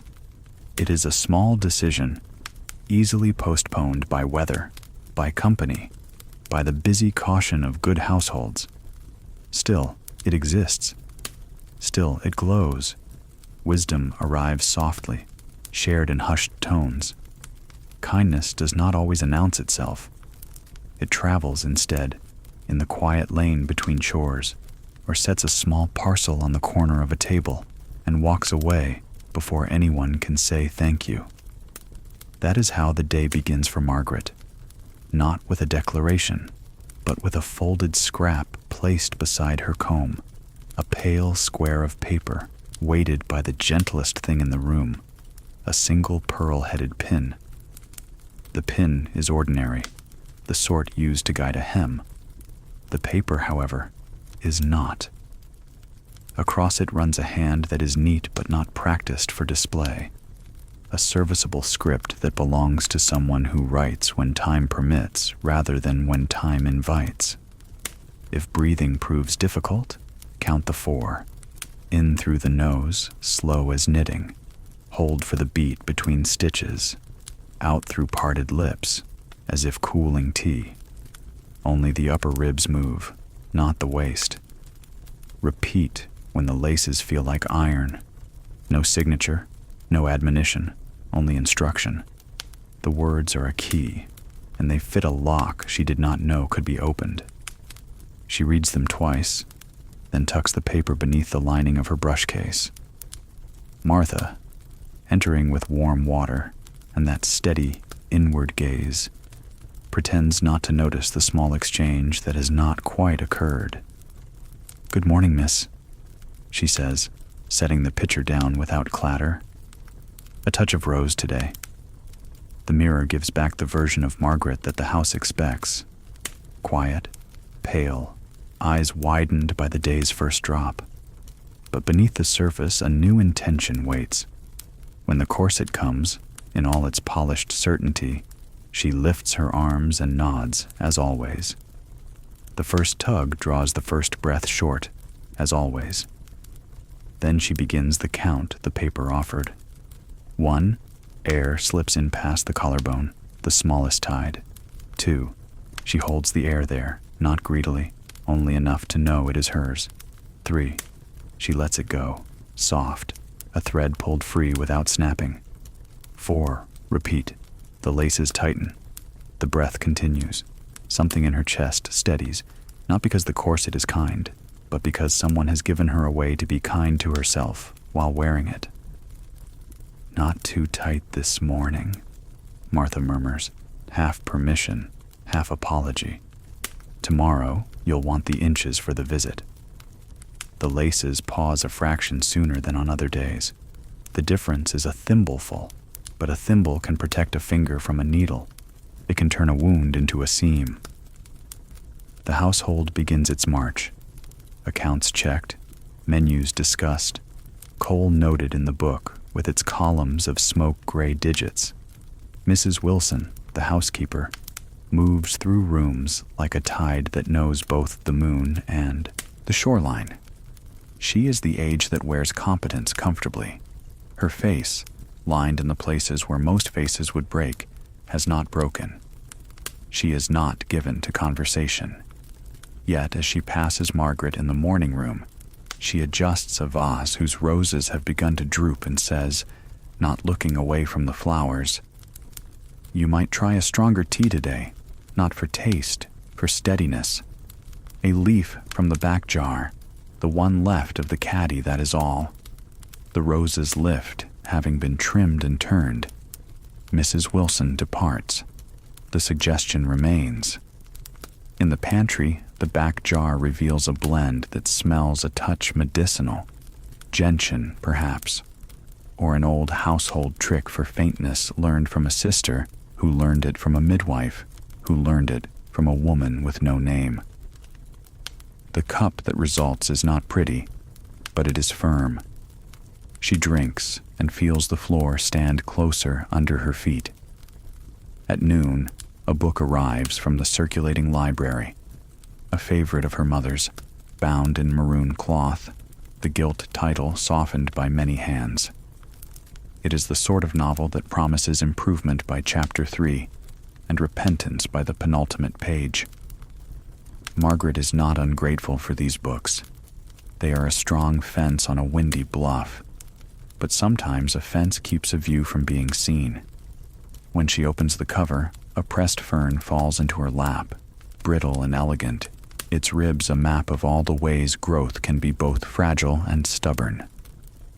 Tucked with the fern is a second scrap of paper, this one bearing a small paragraph copied cleanly from some other volume. On the education of women, it must be said that to starve the mind is to weaken the household. The candle dims where the window is shuttered. No hand claims the line. Someone left it without claim for anyone who needed it. Margaret slides the fern back into the spine and the sentence behind it into her own. It is not revolution. It is affirmation, folded thin enough to hide in a prayer book if necessary. Later, as she takes inventory of the larder, an exercise in polite arithmetic, Martha appears with a jar of something the color of late honey. "For your lips, miss," she says matter of fact. "The cold dries the air. Beeswax and a hint of almond, better than powders that crack. It is not perfume, not purchased in a shop with a ribboned bag. It is kitchen alchemy, a recipe passed from one woman to another because winter keeps returning and mouths keep splitting." Margaret touches a finger to the surface, smooth as quiet. When she presses it to her lips, the skin stops whispering its complaint. In the afternoon, the doctor calls, not for anyone in particular, but because the black line on a card sent in last week requests it. He is a careful man, earnest, with a mustache that attempts to dignify his youth. He speaks mostly to her father about constitutions and tonics, about air and carriage rides, about the benefits of moderation. To Margaret, he says only that a delicate frame must be supported by rules. His means well settle into the rug like a dropped bead, not worth disturbing the furniture to retrieve. When he leaves, Mrs. Wilson ushers in a woman with a small valise and a face like still water. She is the midwife, called for a maid who is in trouble, which is to say, in labor without a ring, or with a ring and too much fear. She passes Margaret in the corridor and, in the smallest bow of the head, acknowledges another woman's presence. In that nod is an entire storm quieted. Margaret has never spoken to a midwife at length. They hover at the edges of respectable rooms the way angels do in old paintings, present and unthanked. She wants to offer some word larger than courtesy. The midwife saves her the trouble by saying nothing at all, only touching the newel post with a hand that has felt 1,000 pulses and knows more than a shelf of medical lectures. In the drawing room, where silence must look like silk, Margaret finds Charlotte's handkerchief among her work basket, half finished and waiting for the last curving letter of a monogram. The needle slips, pricks. A tiny dot of red blooms and is blotted before it can ruin the cloth. She thinks, not unkindly, that so much of a woman's day is blotting. Ink, tears, blood, the marks of being human erased before they can stain the ledger of propriety. She threads again, slower. Toward evening, as lamps are lit and the city draws its shawl of smoke close, the doorbell rings. A deliverer from the apothecary. A small packet addressed to Mrs. Harrison. But when Martha brings it up to the morning room, she sets it quietly near Margaret instead. "Your mother prefers the older recipe," she says. "This one is gentler." Within the packet is a sachet of powder meant for the complexion, but lacking the harsh sheen of the usual. A little chalk, a little rice. No mercury's shine, no lead's promise to sit forever in the bones. Someone at the apothecary has made a decision. Earn a shilling without shaving years. It is a small mutiny tucked into paper, legal because no one asked its opinion. After dinner, the house divides into its customary camps, men to smoke, women to sew. But tonight, something else is planned. Her mother, unexpectedly generous, announces a short musical hour and asks Margaret to play. The figure she chooses is modest, gentle, the kind a drawing room can absorb without noticing it has been moved. As her fingers find the keys, She hears a sound behind the sound, the wash of breath. In for 4. Hold a beat. Out for 4. Not because the room demands it, but because she does. What was written on the scrap by her comb becomes music under the music. Her chest opens the smallest distance, enough to permit a thought to stand upright. Applause, soft, respectable, sweeps the moment into the fold of acceptable entertainment. And yet she knows that something practical has occurred. Not triumph, not even improvement. Only an acquired piece of knowledge passed down the women's way. Try this when the world is tight. No one can confiscate a breathing pattern. Later still, when the house has thinned to steps and whispers, when the coal has settled to its red arithmetic, and the lamps wear their shades like eyelids, Mrs. Wilson meets her in the corridor outside the linen closet. "The Blackwoods tomorrow," the housekeeper says without preface. "You'll want to eat early, and not only a slice of bread. A little broth, perhaps. Strength hides better than hunger." "Thank you," Margaret says, and means the thank you to stretch back along the day, to the unnamed writer of the scrap, to the back jar of tea, to the beeswax balm, to the apothecary's softer powder, to the midwife's nod, to every hand that did not sign its name. In her room, the wallpaper glows faintly in lamplight, its green both beautiful and suspect, as always. She sits at the dressing table and pulls the scrap from the brush case. It has softened at the edges from being handled, like advice that has been used and therefore earned. She reads it once more, then learns it by heart. The pin that held it down she slips into the folded hem of her glove, not as a weapon, not as a dare, but as a reminder that even sharp things can keep you safe if you know where to put them. Martha arrives with the brush and the warm cloth. "Did the tea help?" she asks, tone mild, eyes briefly bright. "It did," Margaret says. "How did you know?" Martha gives a small lift of the shoulder. "Mrs." Wilson knows the jars, and the jars know the days when breath comes short. She smooths an errant strand of hair behind Margaret's ear, a gesture that could be maternal if the world did not insist on other titles. "Tomorrow will be better taken," she adds lightly. "Better taken than born." The phrase feels like a hinge. So much of the life expected of her is born, carried, endured, gripped until the knuckles blanch. But taken suggests reach, suggests fingers making a choice. However small the choice, however hidden, it belongs to the hand that made it. Before sleep, she opens the maroon novel and pretends to begin at chapter 1. In truth, she searches for a margin wide enough to hold a sentence. There is space at the end of chapter 3, where a character has decided to be agreeable rather than be alive. In tidy letters she writes, "Remember the 4." Then, below it, without knowing why her courage holds, she adds, "A candle does not apologize for light. The book is the library's. The words will be found by a stranger someday, or covered by a librarian's neat rectangle of paste. It does not matter which. The kindness is not for posterity, only for whoever needs it next." In the dark, the kindly key she has been given does not jingle. It does not boast. It lies warm in the pocket of her nightdress, the counting of breath, the taste of the firm tea, the soft balm, the gentler powder, the midwife's nod, the housekeeper's advice, the maid's subtle loosening of a lace. If rules are a bridge, then kindness is the lantern hung at its arch, telling travelers where the first plank lies.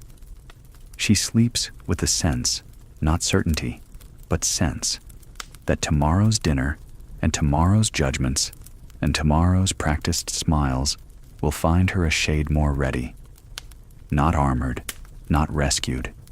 Ready, which is the quieter cousin of brave. Knowledge hidden becomes a secret lantern. The house was hushed after dinner, save for the faint tapping of coal settling in the grates and the rustle of skirts being smoothed in the drawing room. Margaret sat at her embroidery frame, the needle moving with practiced rhythm, though her mind wandered far beyond the neat white stitches before her.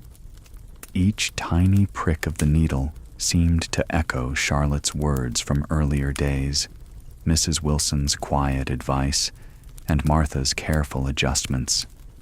All those fragments were drifting in her head like small sparks that had not yet joined to form a flame.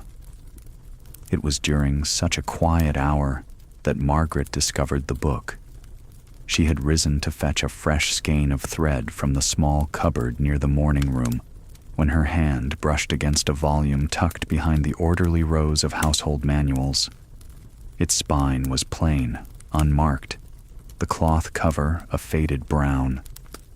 She would have passed it by had she not noticed a corner of folded paper protruding like a tongue pressed to the cheek of secrecy. She pulled it free with caution. The title page was missing, as though torn away long ago. Inside, however, were words that did not sound like the gentle moral tales her mother preferred. These words questioned. They suggested. They whispered ideas that seemed at once dangerous and comforting.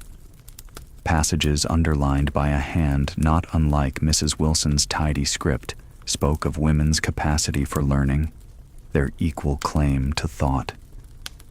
Margaret's breath caught. She glanced toward the doorway, half expecting her mother to sweep in and demand what she held.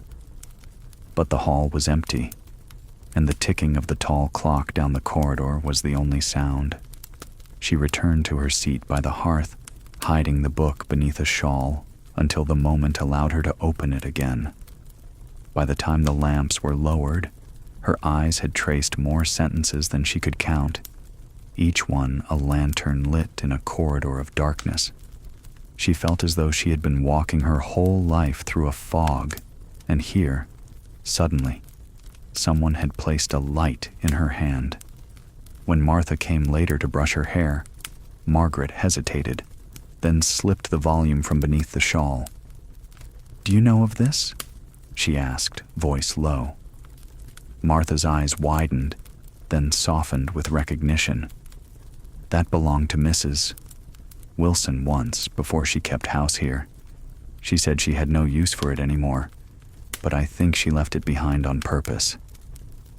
Margaret traced the margin where neat notes marched beside the printed text. Why would she give it up?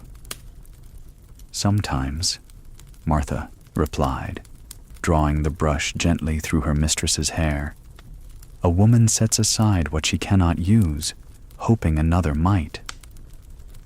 Not all lanterns are meant for the same traveler." The thought warmed Margaret more than the fire.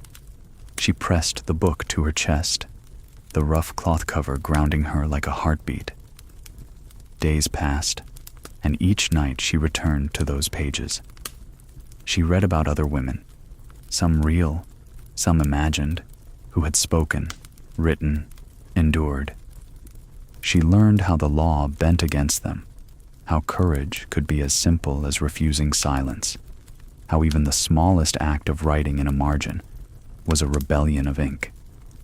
She copied a few lines into her sewing notebook, hidden among lists of thread colors and fabric measurements.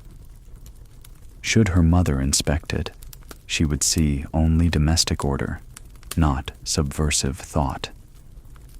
One evening, while visiting the Pembrokes, Margaret overheard Sophia speak casually of a lady who had once lectured at Bedford College. The mothers clucked in disapproval, declaring it unnatural. Yet the name lodged itself in Margaret's mind like a seed. Back home, she searched the hidden book, and there, scribbled in the margin of a page about women's schools, was the same name, a sign, faint but sure. The more she read, the more she felt the lantern's glow spread through her. It did not erase her reality. The corsets still constricted, the dinners still demanded performance, the marriage to Edward Blackwood still loomed. But the words granted her a new way of seeing. Knowledge was not escape, but it was endurance. It made the walls of her narrow cage visible, and in seeing them, she could measure their height, their thickness, perhaps even their cracks. One night, as she closed the book and extinguished her lamp, Margaret whispered to the darkness, "I will remember." It was a promise, not to herself alone, but to the women whose voices had reached her through the faded ink and brittle paper. She could not speak aloud in the drawing room, nor at the dinner table, nor in the company of Edward Blackwood, but she could carry the lantern inside her, hidden but alight, and in the silence that followed, she felt less alone. Two peaks rise, one in her, one in law. The house slept the way old ships sleep, groaning a little in their timbers, circling a tide they cannot see. It was late enough that even the street had grown considerate. Its clatter softened under the thick shawl of the London fog. Margaret moved along the corridor, with a candle cupped in one hand, the other grazing the wall as if to steady the darkness. She had not meant to go far. She meant only to fetch the sewing book she had left near the morning room. Instead, her feet, those quiet conspirators, took her toward the library. Her father's door stood ajar, the room unoccupied, the fire laid low to a red patience. Books lined the walls in sober ranks, spines serious in their browns and wines, the glints of gilt like buttons on a uniform. The desk bore papers stacked in a way that looked casual, but never was. A glass lay ringside to an empty decanter. Here was a kingdom, with a single chair. She paused at the threshold, the candle's small circle of light wobbling in her hand. A lady did not linger where she had not been invited. But the house had invited her often into rooms of performance. Perhaps it could suffer her in one room of thought. She stepped inside. It smelled of leather and ash, of paper that knew the shape of fingers, of a life that went outward into the world and returned with news. On the desk lay a ledger she did not touch, a pen that would not recognize her hand, a pipe bowl that remembered afternoons she had not been permitted to see. The fire ticked softly. She turned toward the shelves, letting the candle tilt its little lamp-likeness against bindings that gleamed as if they had something to say. The book she wanted was not the hidden brown volume, the secret lantern now tucked safely in her room, but another sort entirely, the kind with laws arranged like hedges, each trimmed to a neat sentence, each sentence bounded by precedent. She scanned titles with the slow appetite of a novice and found, near the middle shelf, the sober promise she sought. Commentaries on the Laws of England. The name beneath it was that of a man who had rearranged law into furniture, so comfortable in its authority that people forgot who had made the room. She set the candle on a side table and pulled the weight free. The book came away reluctantly, a whisper of dust lifting like a second thought. It lay heavy in her lap when she sat, a lap that was for sewing, not for statutes. She opened to a place where a small ribbon, her father's marker, kept counsel. The page spoke with a certainty that did not ask permission. By marriage, the husband and wife are one person in law. She read the line twice, as if repetition might discover a flaw. None appeared. The book continued, mild as milk. The woman, upon marriage, loses separate legal existence. Contracts cannot be made by her. Property cannot be held by her. Wages cannot be saved by her. Her husband covers her, coverture, the law's word for shelter and shadow together. He is her baron, and she his feme. He acts, she is acted upon. Her mouth felt dry, as if the book had drunk her water. She turned the page. Exceptions came like crumbs, tiny, technical, easily brushed away. Certain paraphernalia might remain hers. Certain trust arrangements might protect a dowry. A court of equity might be petitioned by a guardian in a matter of extraordinary cruelty, provided scandal could be endured. But the broad meadow was his. She had a path only where the hedge broke by accident. She sat for a long time with the weight of it. Not the weight of injustice. She had known that in outline. But the weight of the sentence itself. One person in law. Such a clean phrase, polished like a doorknob, opening smoothly to swallow her. Her name would endure on calling cards and piano programs, yet vanish where the country kept its count. The ledger of the state would record a single soul where two had stood. The fire shifted, a small sigh in the grate. An ember slid and found a new rest. She thought of Charlotte's faded smile, of Martha's careful hands, of Mrs. Wilson's unsentimental mercy. Under this sentence, all their unrecorded labor belonged to someone else. Even the private firmness that got a woman through an afternoon, the four-count breath, the stronger tea, would not be hers in ink. She rose and began to walk a slow line between shelves, the candle's light trembling over titles that hinted at worlds beyond her schooling.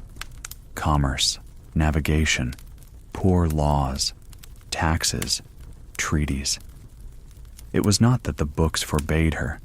It was that the house forbade the habit that would make the books legible.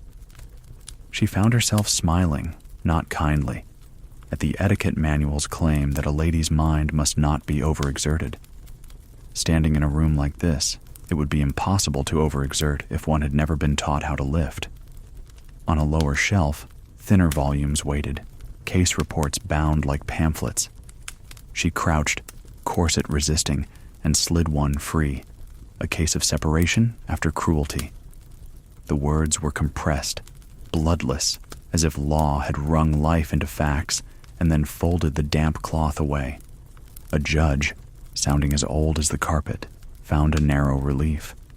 The husband must cease to strike his wife in the face with his fist. The book recorded this mercy, as if describing weather. Margaret closed her eyes, counting 4.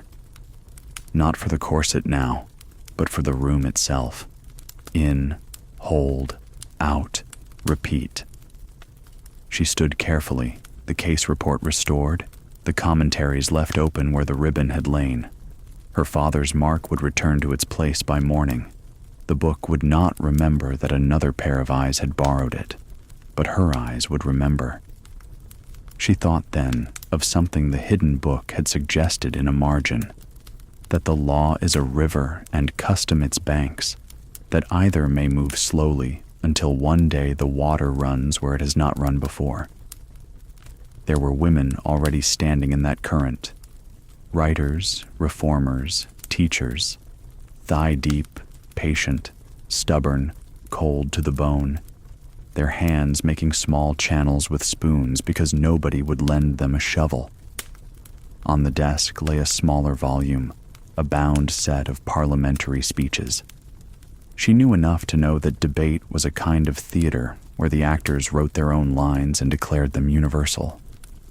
She opened at random and found a gentleman arguing that property must remain with men because Providence had entrusted men with reason and women with feeling. The ink did not blush at the claim. He might as well have said that rain belonged only to roofs, not to fields. The library had 2 windows, narrow and high. She stood between them and let the candle flicker, the flame abbreviated by drafts. Outside, the city breathed slowly. Somewhere, a coachman cursed softly at a stubborn wheel. Somewhere a child coughed and was shushed. Somewhere a woman folded a dress in a room she did not own. and prayed it would last another year.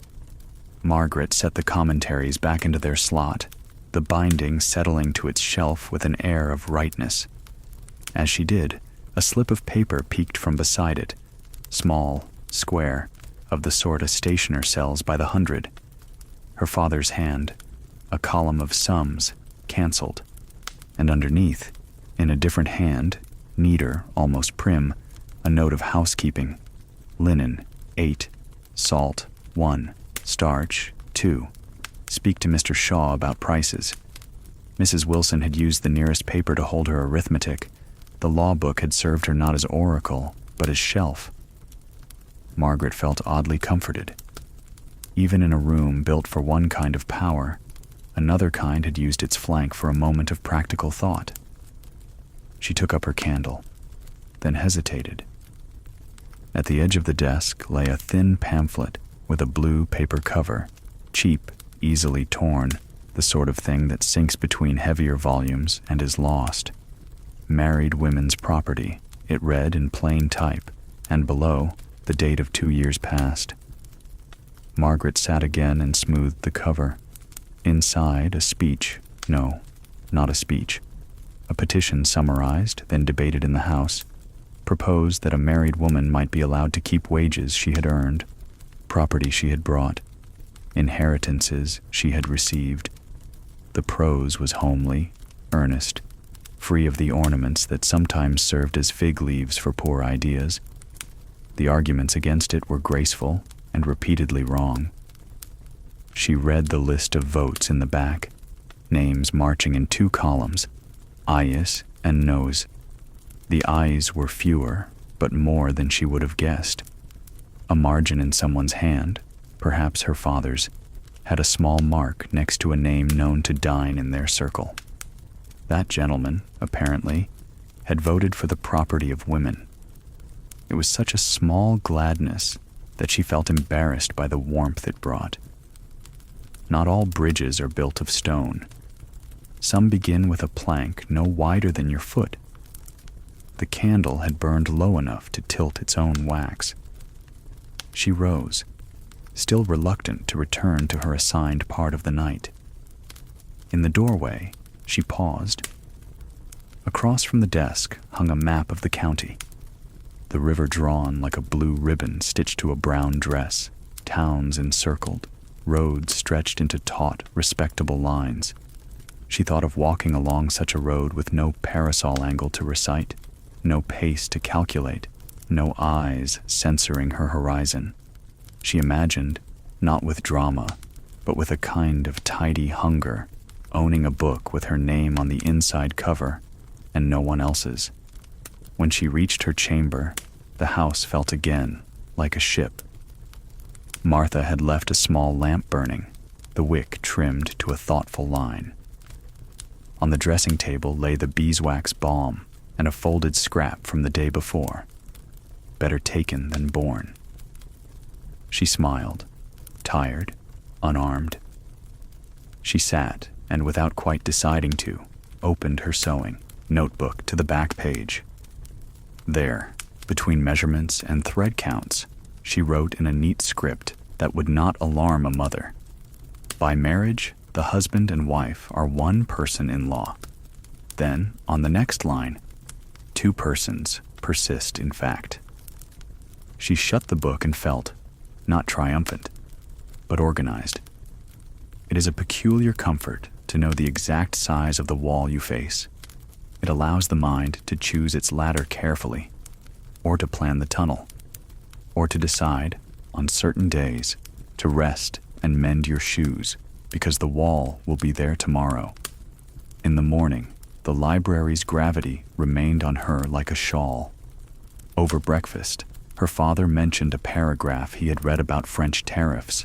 Her brother joked about a professor whose lectures were so dull they were probably illegal. Her mother corrected a place setting by a 1/4 inch. Margaret buttered her bread and said nothing of rivers or hedges or maps. What could she say? That she had spent an hour measuring the shadow that would be placed over her name. That she had discovered the shape of a cage and was trying to love the bird anyway. After the meal, she stood at the window while the day recruited itself. Milk boy, post, a woman with a broom, a boy with a song. She had an urge, rare as a blush, to do something that was neither disobedient nor compliant. Something third. She took up her shawl and the maroon novel and asked her mother, very properly, if she might sit in the morning room for an hour to rest her eyes before the day's calls. Permission was given. It always is, when the request sounds like less. Once alone, she placed the novel in her lap like camouflage and slid the hidden brown book from under the cushion where she had concealed it nights before. She turned to the chapter that had frightened and fed her the most, the one about education.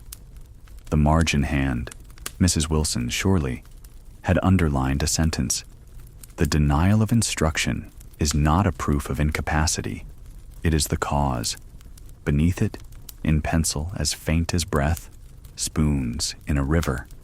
She smiled. Then she turned the page and did something she had not yet done. She copied a paragraph into a separate paper in her own hand, not to hide it in a sewing book, but to keep it to read aloud, if not to her mother, then to her own ears, when the house was too loud with rules. Writing the words turned them into a muscle memory. Letters, once shaped by your fingers, return easier to the tongue. There are moments when resolve arrives, not as a fanfare, but as proper shoes at the door, cleaned and ready. This was such a moment.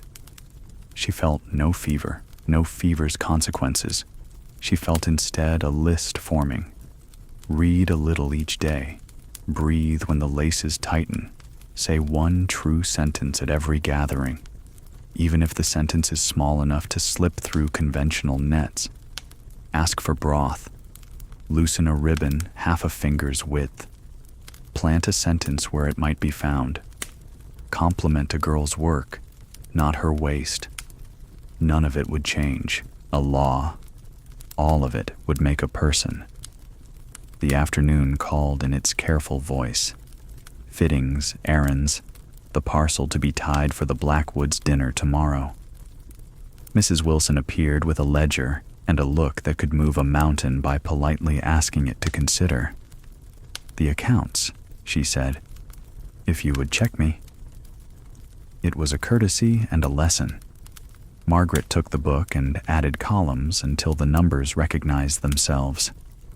When they balanced, Mrs. Wilson nodded once, the highest form of praise she allowed herself in rooms where daughters might overhear, and said, without ceremony, sensible. In the late light, Charlotte's handkerchief finally took its last letter, curving, neat, finished. Margaret pressed it, folded it, tied it with narrow ribbon. The act felt like closing a chapter that had no tidy ending. She thought of Charlotte's wrist and wrote, small on a scrap of paper she tucked into the parcel's twine, tea at 3, any day you choose. I will be here. The post would carry it 2 streets with more dignity than a woman could have walking there alone. Dusk leveled the rooms. Her father spoke once more of tariffs. Her mother rehearsed the seating for tomorrow's dinner. Her brother asked for funds and was told, with smooth severity, to ask again in a tone that would not alarm the silver. The world did not know that anything had shifted. Perhaps it had not. But inside, 2 peaks had risen, one of stone out in the country of law, old as habit, tall as a steeple, and one of earth within her, newly heaped by hands that had learned to carry. Neither canceled the other. Mountains coexist. Travelers choose their path between them. Night came with its usual inventory, hair unpinned, balm pressed to a mouth that had said enough to pass, laces loosened with that small mercy Martha had learned to disguise as competence. Margaret lay down and felt the ship house rock in its anchorage. Beyond the window, the fog shuffled its cards. Inside her, the secret lantern glowed at a pitch no curtain could dim. She did not mistake the feeling for safety. She recognized it for what it was, a sense of direction, and sometimes that is more useful than a map. A mother's glance hides half-remembered dreams. Morning came gray and reluctant, the fog pressing close against the windows as if it longed to be let inside. The fire in the breakfast room had been coaxed to life, yet it gave only enough warmth to remind one how much more could be wished for. Margaret sat opposite her mother, their teacups trembling faintly each time a carriage rolled by outside. Her father muttered behind his newspaper. Her brother made cheerful noise about the university. But her mother sat straighter than all of them, her hands folded in perfect stillness, her eyes betraying nothing. It was in those eyes that Margaret caught it, just a flicker, the sort of flicker one might mistake for weariness or for annoyance at the butter being too soft. But Margaret, tuned now to silences and subtleties, saw more. She saw something like a shadow of memory crossing her mother's gaze, quick as a bird darting through the hedgerow. She waited until the meal was finished, until her father departed for his club and her brother for his lectures, until the house began its usual hum of maids and coal scuttles. Only then did she follow her mother into the morning room, where sunlight tried to break through the fog and landed instead in pale squares on the carpet. Her mother took up her embroidery, the fine muslin handkerchief for a cousin's wedding. Margaret chose her chair carefully, close but not too close, and unfolded her own work. "Mother," she began softly, "did you ever wish for something else?" The needle in her mother's hand stilled for the briefest of moments. It was not long enough to alarm, but long enough to answer. She resumed her stitching with measured precision, each motion neat as if to erase the pause. "What a peculiar question, Margaret. But before you married Father," Margaret pressed gently, "was there nothing you longed for? A journey? A study? A skill?" Her mother's lips formed the thinnest of lines, but her eyes betrayed her again. A flicker, a memory half-lived. "I wanted," she said at last, "to travel." The word was so small it might have slipped between the stitches unnoticed. Margaret leaned closer, careful not to break the spell. "Where?" Her mother exhaled, but not quite as a sigh, more like an echo. "Italy, the art, the music. I thought—" She shook her head, a tight smile forming. "Foolishness. A young girl's notions." "But you loved it," Margaret said, half in wonder. "Loved it?" Her mother's voice softened against her own judgment. "Yes. At 17, I thought of nothing else. I copied lines of poetry about Florence into my journal. Your grandmother laughed and said it was a harmless fancy. Then I married your father, and the fancy had no place in a proper household." The room felt suddenly smaller, crowded with the unspoken weight of all her mother's unshed dreams. The fog pressed harder at the windows, as if it too wished to enter and listen. Margaret did not speak for a while. She let the silence sit between them, not sharp, not demanding, simply present. At length her mother added, "I burned the journal, of course. Such things serve no purpose once a woman has her duties." Her needle jabbed a little too firmly through the muslin. It is unwise to feed old hungers. Yet Margaret, who had been feeding her own hungers in secret with stolen books and hidden notes, knew better than to believe it was unwise. Dangerous, yes. Painful, certainly. But unwise? Number. Hungers were truths, even if silenced. Later that afternoon, Margaret accompanied her mother on a round of calls. They rode in a carriage that smelled faintly of damp wool and lavender sachets. Her mother's posture was impeccable, her greetings flawless. She inquired after the health of acquaintances with exactly the right measure of concern. No one would guess that Italy once lived in her heart like a flame.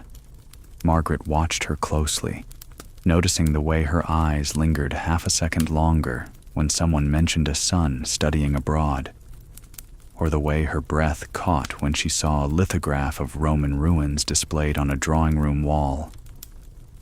These were not accidents, they were remnants. Half-remembered dreams do not die. They lie in wait, surfacing when least expected.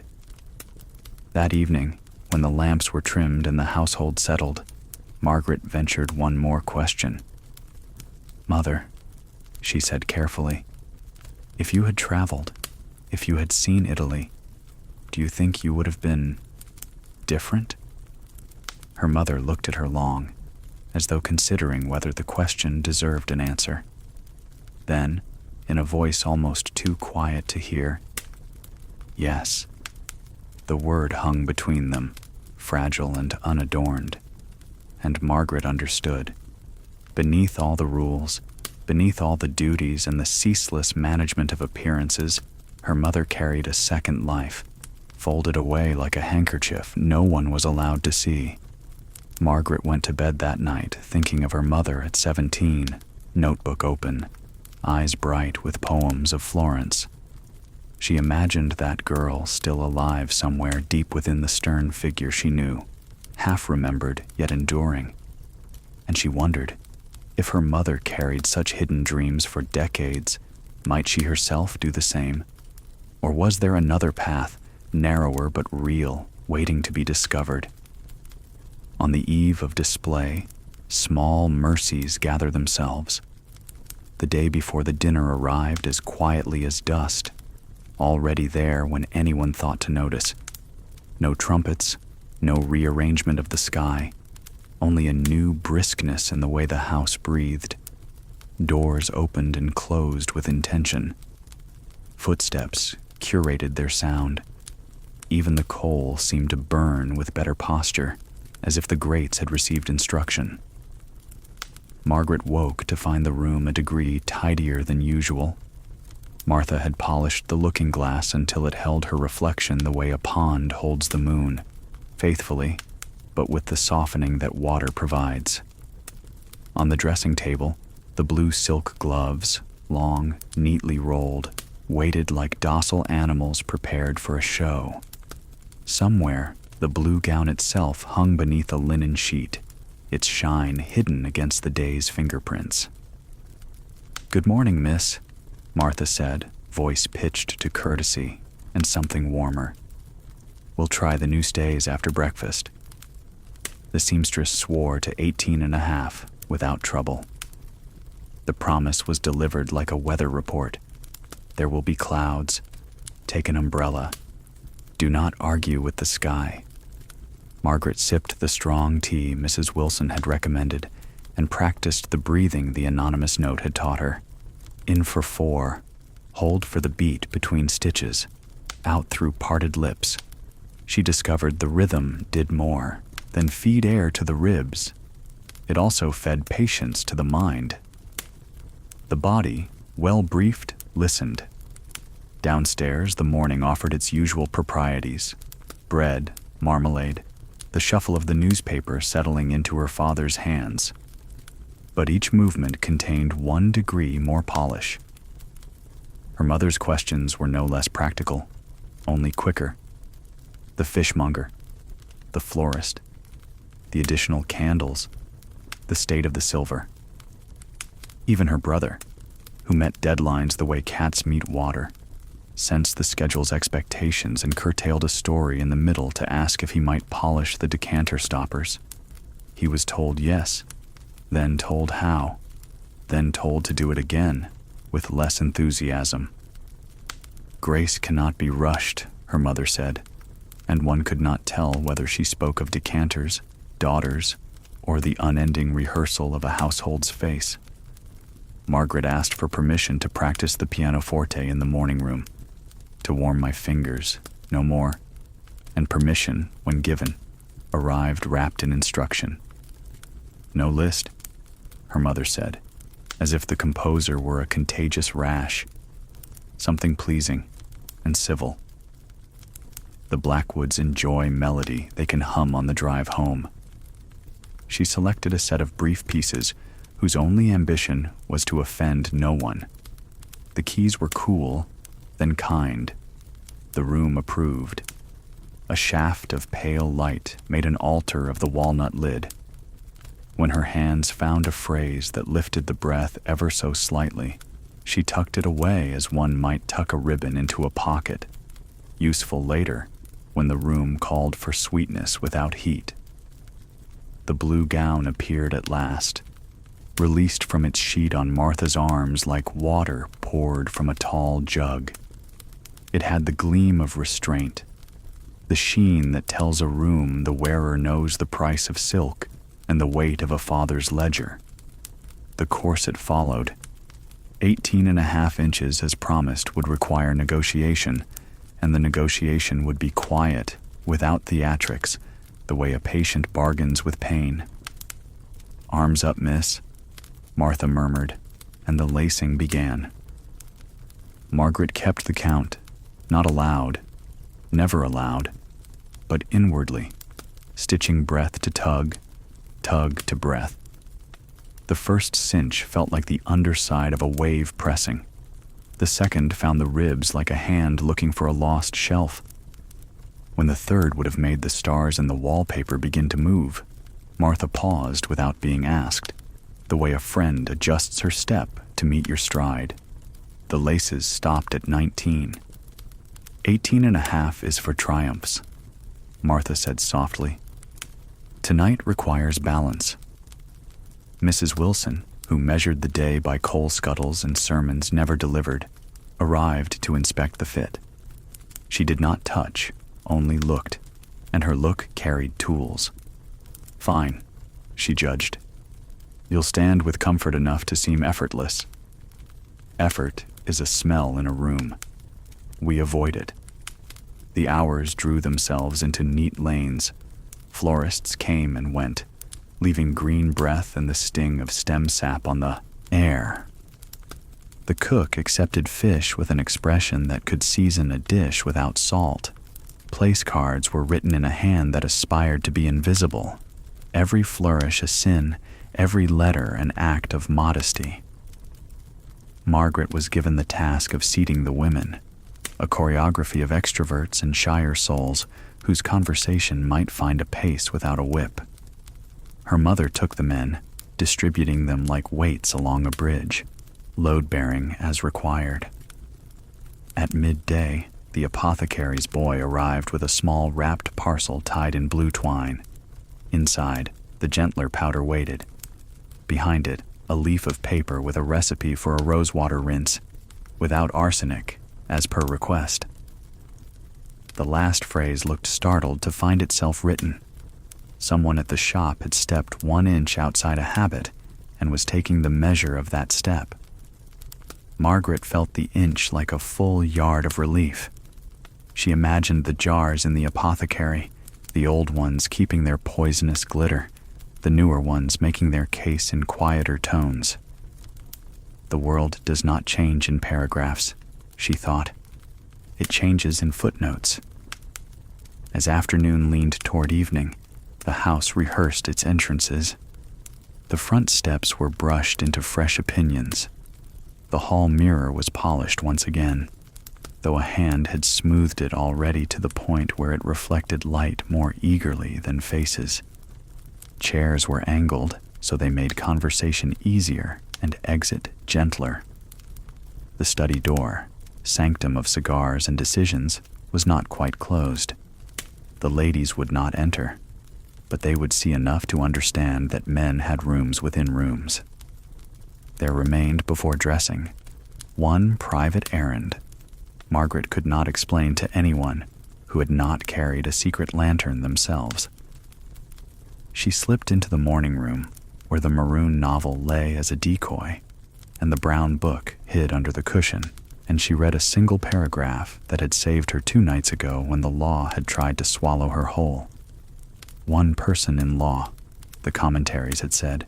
2 persons persist in fact, she had written. Now she ran her finger under a line. Instruction is not ornament but oxygen. and carried its pulse back into the day as if she had tucked an orange segment in her glove. The sweetness would be there when the mouth needed it, when the air went thin. Martha returned with the hairpins and the narrow comb that could impose order without announcing its labor. "You'll want less height," she advised, eyes reading the gown the way a field hand reads a sky. "The line at the shoulder will look modern if the hair doesn't argue with it." Her fingers built the style quietly, the way a good sentence is built, each clause supporting the next, no word too proud to do its part. When she stepped back, Margaret looked like herself, only tuned. "Still you," Martha said simply, and it felt like benediction. They dressed before the lamps were drawn, as if light could be convinced of their intentions. The blue settled over Margaret as water settles around a post, close, clear, revealing, while pretending to hide. Gloves slid up, the necklace her grandmother had left, modest pearls that believed in duty, rested against her throat. When she stood, the dress's weight arranged her. When she sat, the corset reminded her that the act of sitting was a privilege best done in small, deliberate motions. "Before we go down," her mother said from the doorway, "stand a moment here." She adjusted the fall of the skirt, then the angle of the chin by a fraction that required no touching at all. Her eyes softened for the space of a heartbeat. "You look very well, Margaret." Approval, rare as rain in a tailor's shop, lit the room. Margaret received it with humility and the private ache of a girl who had once asked for such words and been given a list instead. She did not linger in the feeling. She folded it into the pocket with the orange segment line from her book. She would need both later. Guests arrive in tones. The first tone is anticipation, the house listening to its own echo. Then the rattling quiet of the first carriage halting at the curb. The door, for once, is an instrument. Two knocks polite as teacups, a pause, the polished swing on well-oiled hinges. Names are spoken, coats relieved, the air disturbed by the cold that staff quietly whisk away behind closed doors. The parlors fill, not like a bucket fills, but like a settled pond receiving rain. Each drop rings its own circle, then merges. Mr. and Mrs. Blackwood entered, carrying the scent of the street and the club, and an opinion about everything they would encounter before the end of the evening. The son, Edward, arrived with the same measuring gaze Margaret remembered from weeks before, a surveyor checking a boundary. He bowed, the bow correct and weightless, and looked as though he were tasting the room for sugar content. "Oh, Miss Harrison," Mrs. Blackwood trilled, "what a becoming shade." Her eyes took in him, waist, sleeve, and returned with a verdict that would be repeated later and made to sound spontaneous. Edward said something about being honored and delighted, and other words a gentleman utters when the list of adjectives is kept near the handkerchief. He did not look at the books. He looked at the piano, as men look at useful furniture. Dinner itself was an architecture of timing, the courses arriving with a confidence that made confidence unnecessary. Soup spoke first, then fish, then the more disputatious joints. Wine appeared and disappeared in measured quantities that would not trouble a sermon. Margaret sat where her mother's geometry had placed her, the better to receive Edward's remarks about shipping lanes and insurance. He seemed to prefer nouns that owned things, funds, shares, cargo, over verbs that might carry feelings. When he used the word future, it floated, unmoored by particular human faces. Margaret tried a small experiment that would not cost anyone an appetite. At a lull, she offered a sentence that was true and small enough to pass as a garnish. "I've found," she said, "that music practiced briefly in the morning carries more pleasantly into the evening." A sentence about music, not education, not law, not Italy. He nodded, a nod that liked its own reflection, and agreed that discipline at the start of a day was the friend of useful men. The sentence had not changed his sky. It had, however, let her plant a flag where nothing grew before. One true sentence, as promised. Between courses, the room made a companion of silence, restful, not awkward, broken by the quiet crunch of a crust yielding, and the murmur of compliments addressed to the cook, but delivered to the hostess. Margaret's mother traveled the edges of the table with her gaze, knitting conversation where it thinned, loosening it where it threatened to tangle. She was formidable tonight in the way granite is formidable, shaped by time, supportive of bridges, not to be moved by weather's opinion. When at last the ladies withdrew, the drawing room received them with a kindness it rarely allowed itself. The lamps had been shaded to a lower willingness. Tea was poured without ceremony. Margaret played, as requested, the tolerable pieces. She found, within the pleasantness, a narrow seam where feeling could hide, a turn of phrase shaped like longing, but so politely dressed that only the intimate ear would notice. Her mother's gaze flicked once, approving, almost proud. Mrs. Blackwood's smile remained general. Margaret was content with the seam. It was more than nothing. The men entered smelling of argument and tobacco. Edward asked for a particular air, which he called by the wrong name with the confidence of one accustomed to being believed, and stood close enough to turn her pages without quite touching her. His breath carried the sweetness of port and the aftertaste of conquest. When she finished, he told her she played with feeling within proper bounds, a compliment that hoped to be obeyed later in other rooms. Something in the sentence went cold inside her chest. The kindly key she'd gathered in Part 10 arrived without being fetched. Breathe 4, hold, release. The room resumed its size. The air returned. She smiled the smile that a woman lends to an evening so it will end. Cards followed. Talk followed. The hour allowed itself to approach. At the door, coats reassumed their owners, and the knight reached in carefully to retrieve the guests. Edward took her hand a fraction longer than courtesy demanded. His thumb traced the glove seam as if checking workmanship. "We must see more of one another," he said, his voice the same pitch one uses to praise a reliable clerk. She replied with words that meant yes and, at the same time, meant let me think. He did not hear the second meaning. Few men are trained to listen behind curtains.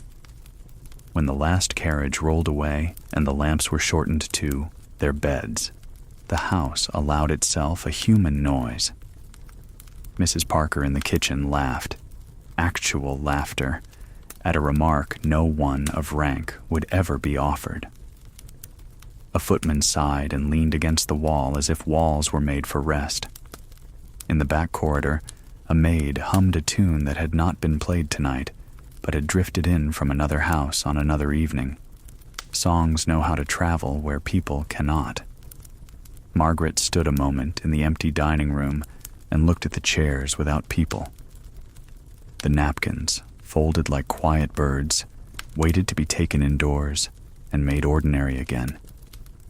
She trailed a finger along the polished wood and thought of how many hands make a single evening, how many kindnesses, small and unacknowledged, align themselves so that one woman might be told she looked well in blue, and one man might feel confirmed in his choice.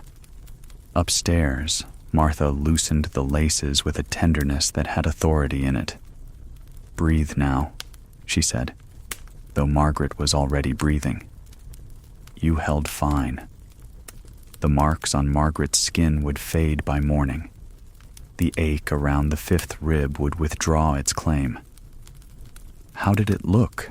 Margaret asked, not because she didn't know, but because another pair of eyes tells the truth better than a mirror. "Like a room that had practiced," Martha said. like a woman who had practiced and then let it seem she had not. She smiled, brief and right. That's the trick. On the dressing table lay 2 items placed with care, not to be missed. The first, a tiny saucer with a spoonful of honey, Mrs. Wilson's doing, for the throat that played kindly longer than the throat had been asked to. The second, the brown book under the linen cloth, arranged so its corner peeped just enough that a tired woman would see it and remember that the night was not the whole of the world. Margaret touched the book's spine, then did not open it. Sometimes a lantern is most useful unlit, your hand remembering its weight for later, your pocket sure of its presence. She washed the powder away, the gentle, newer kind, leaving no sting, pressed balm to her mouth, and allowed the mirror to hold a version of herself not curated for anyone. She looked, in that unlit glass, simply like a person who had done something difficult with grace and was ready to set the difficulty down. At the window, the street performed its last small acts. A boy with a broom wrote his name in a patch of soot and then brushed it away, embarrassed by the honesty. A woman in a shawl lifted a sleeping child and made a path home where none had been cleared for her. Somewhere, a shop girl extinguished the lamp and counted coins with the care of a priest counting beads. Margaret opened the window a finger's width. Cold came in like reason. She let it sit on her skin and thought of the sentence she had managed at dinner, the small, true one about morning music, and of the seam she had stitched into her playing, and of the pause Martha had offered at 19 inches, and of her mother's single, unarmed praise. None of it was victory. All of it was direction. She climbed into bed and felt the mattress receive her, as if she were a letter at last delivered to the proper house. The wallpaper's green lay quiet. Arsenic or not, it had learned to be still at night. She turned the lamp down until it made a single, patient star. In that dimness, the day arranged itself into a quiet proof that small mercies, gathered intentionally, can weather a display meant to test a woman's balance. Her last waking thought was a simple instruction to herself, as practical as any Mrs. Wilson might give. Tomorrow, return the chairs to ordinary angles. Thank the cook. Walk, if you can, once around the block with no destination, just to remind your feet that streets are not only for arriving. Within rules, she tests small freedoms. The morning after the dinner did not begin with trumpets or sighs of relief. It began, as most mornings do, with gray light seeping at the edges of the curtains and Martha's careful knock. 3 taps, each softer than the one before. Margaret lay a moment longer than usual, listening to her own ribs rise without corset pressure. The lungs took their time. They knew the day ahead would ask them to shorten again. Martha entered with the customary basin, steam rising faintly where rosewater touched hot water. She spoke little, her presence warm as folded linen. Margaret noticed the maid's hair damp from her own hurried washing, the apron freshly pressed though stitched thin with repeated laundering. Even servants rehearsed their mornings, it seemed, though their audience was often only themselves. Breakfast offered the ordinary ration, an egg barely warmed, bread toasted past joy, tea that balanced bitterness with the faint hope of sugar. Her father praised the efficient evening, her mother catalogued every approving remark from Mrs. Blackwood, and her brother complained of a headache as though it had been assigned as homework. "You played with poise?" her mother said between sips. Praise was given the way one salts a dish sparingly, just enough to keep the taste alive. Margaret bowed her head, murmuring thanks, though in her mind she replayed the small seam she had stitched into the music, wondering if anyone else had heard. After breakfast, Duties arranged themselves in the hallway like a neat queue. Household accounts needed balancing. Linens required checking after last night's usage. Thank you notes must be drafted in handwriting that sounded spontaneous, though dictated word by word. Her mother's tone brooked no delay. "Sit here, Margaret," she instructed, placing her daughter at the writing desk with paper so white it seemed accusatory. "Write to Lady Pembroke first. Be generous, but not gushing. Admiration, but not servility. Balance, balance again." The word hovered everywhere in her world. At the dinner table, in the drawing room, stitched into the very waistline of her gown. Margaret dipped the pen and began, but after the expected courtesies, she let a sliver of herself slip through. The evening carried with it a note of quiet grace, one that reminded me how music at daybreak often lingers past dusk. It was, technically, a compliment. It was, secretly, a declaration. One true sentence, carefully smuggled into social correspondence. She folded the paper before her mother could read too closely. When the notes were sealed, her mother turned to the accounts. "The coal bill is heavier than expected. You must learn to inquire about ash. Some merchants pad their weight."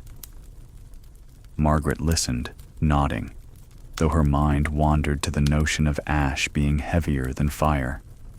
She resolved to weigh her own thoughts with similar suspicion. By late morning, her mother allowed a short walk. The fog lay low, curling around lampposts, leaving horses coughing in the street. Margaret carried her parasol at the approved angle, yet within the rules she made small experiments. She let her eyes lift one fraction higher than custom allowed, enough to see rooftops against sky. She adjusted her pace, just once, to step around a puddle with deliberation rather than haste, as if she chose the rhythm rather than obeyed it.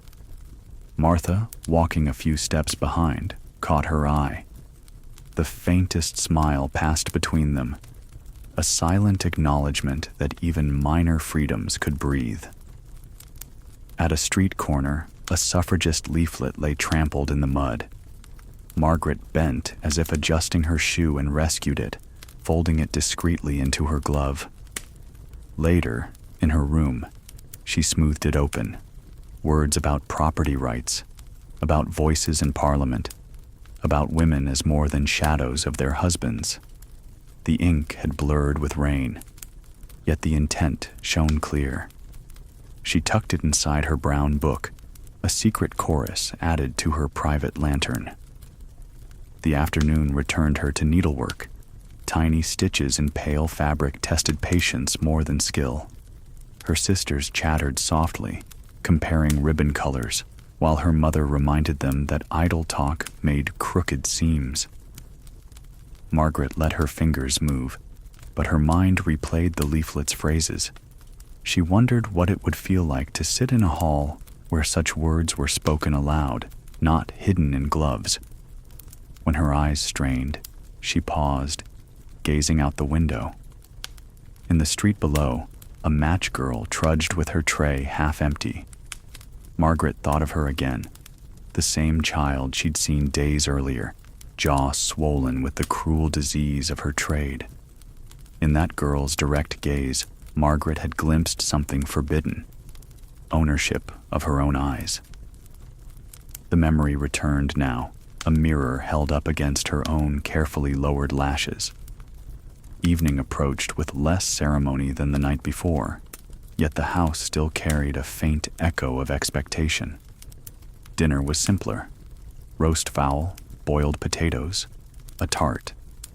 Conversation lighter, though her father's eyes lingered on her as if measuring how last night's impression might translate into future fortune.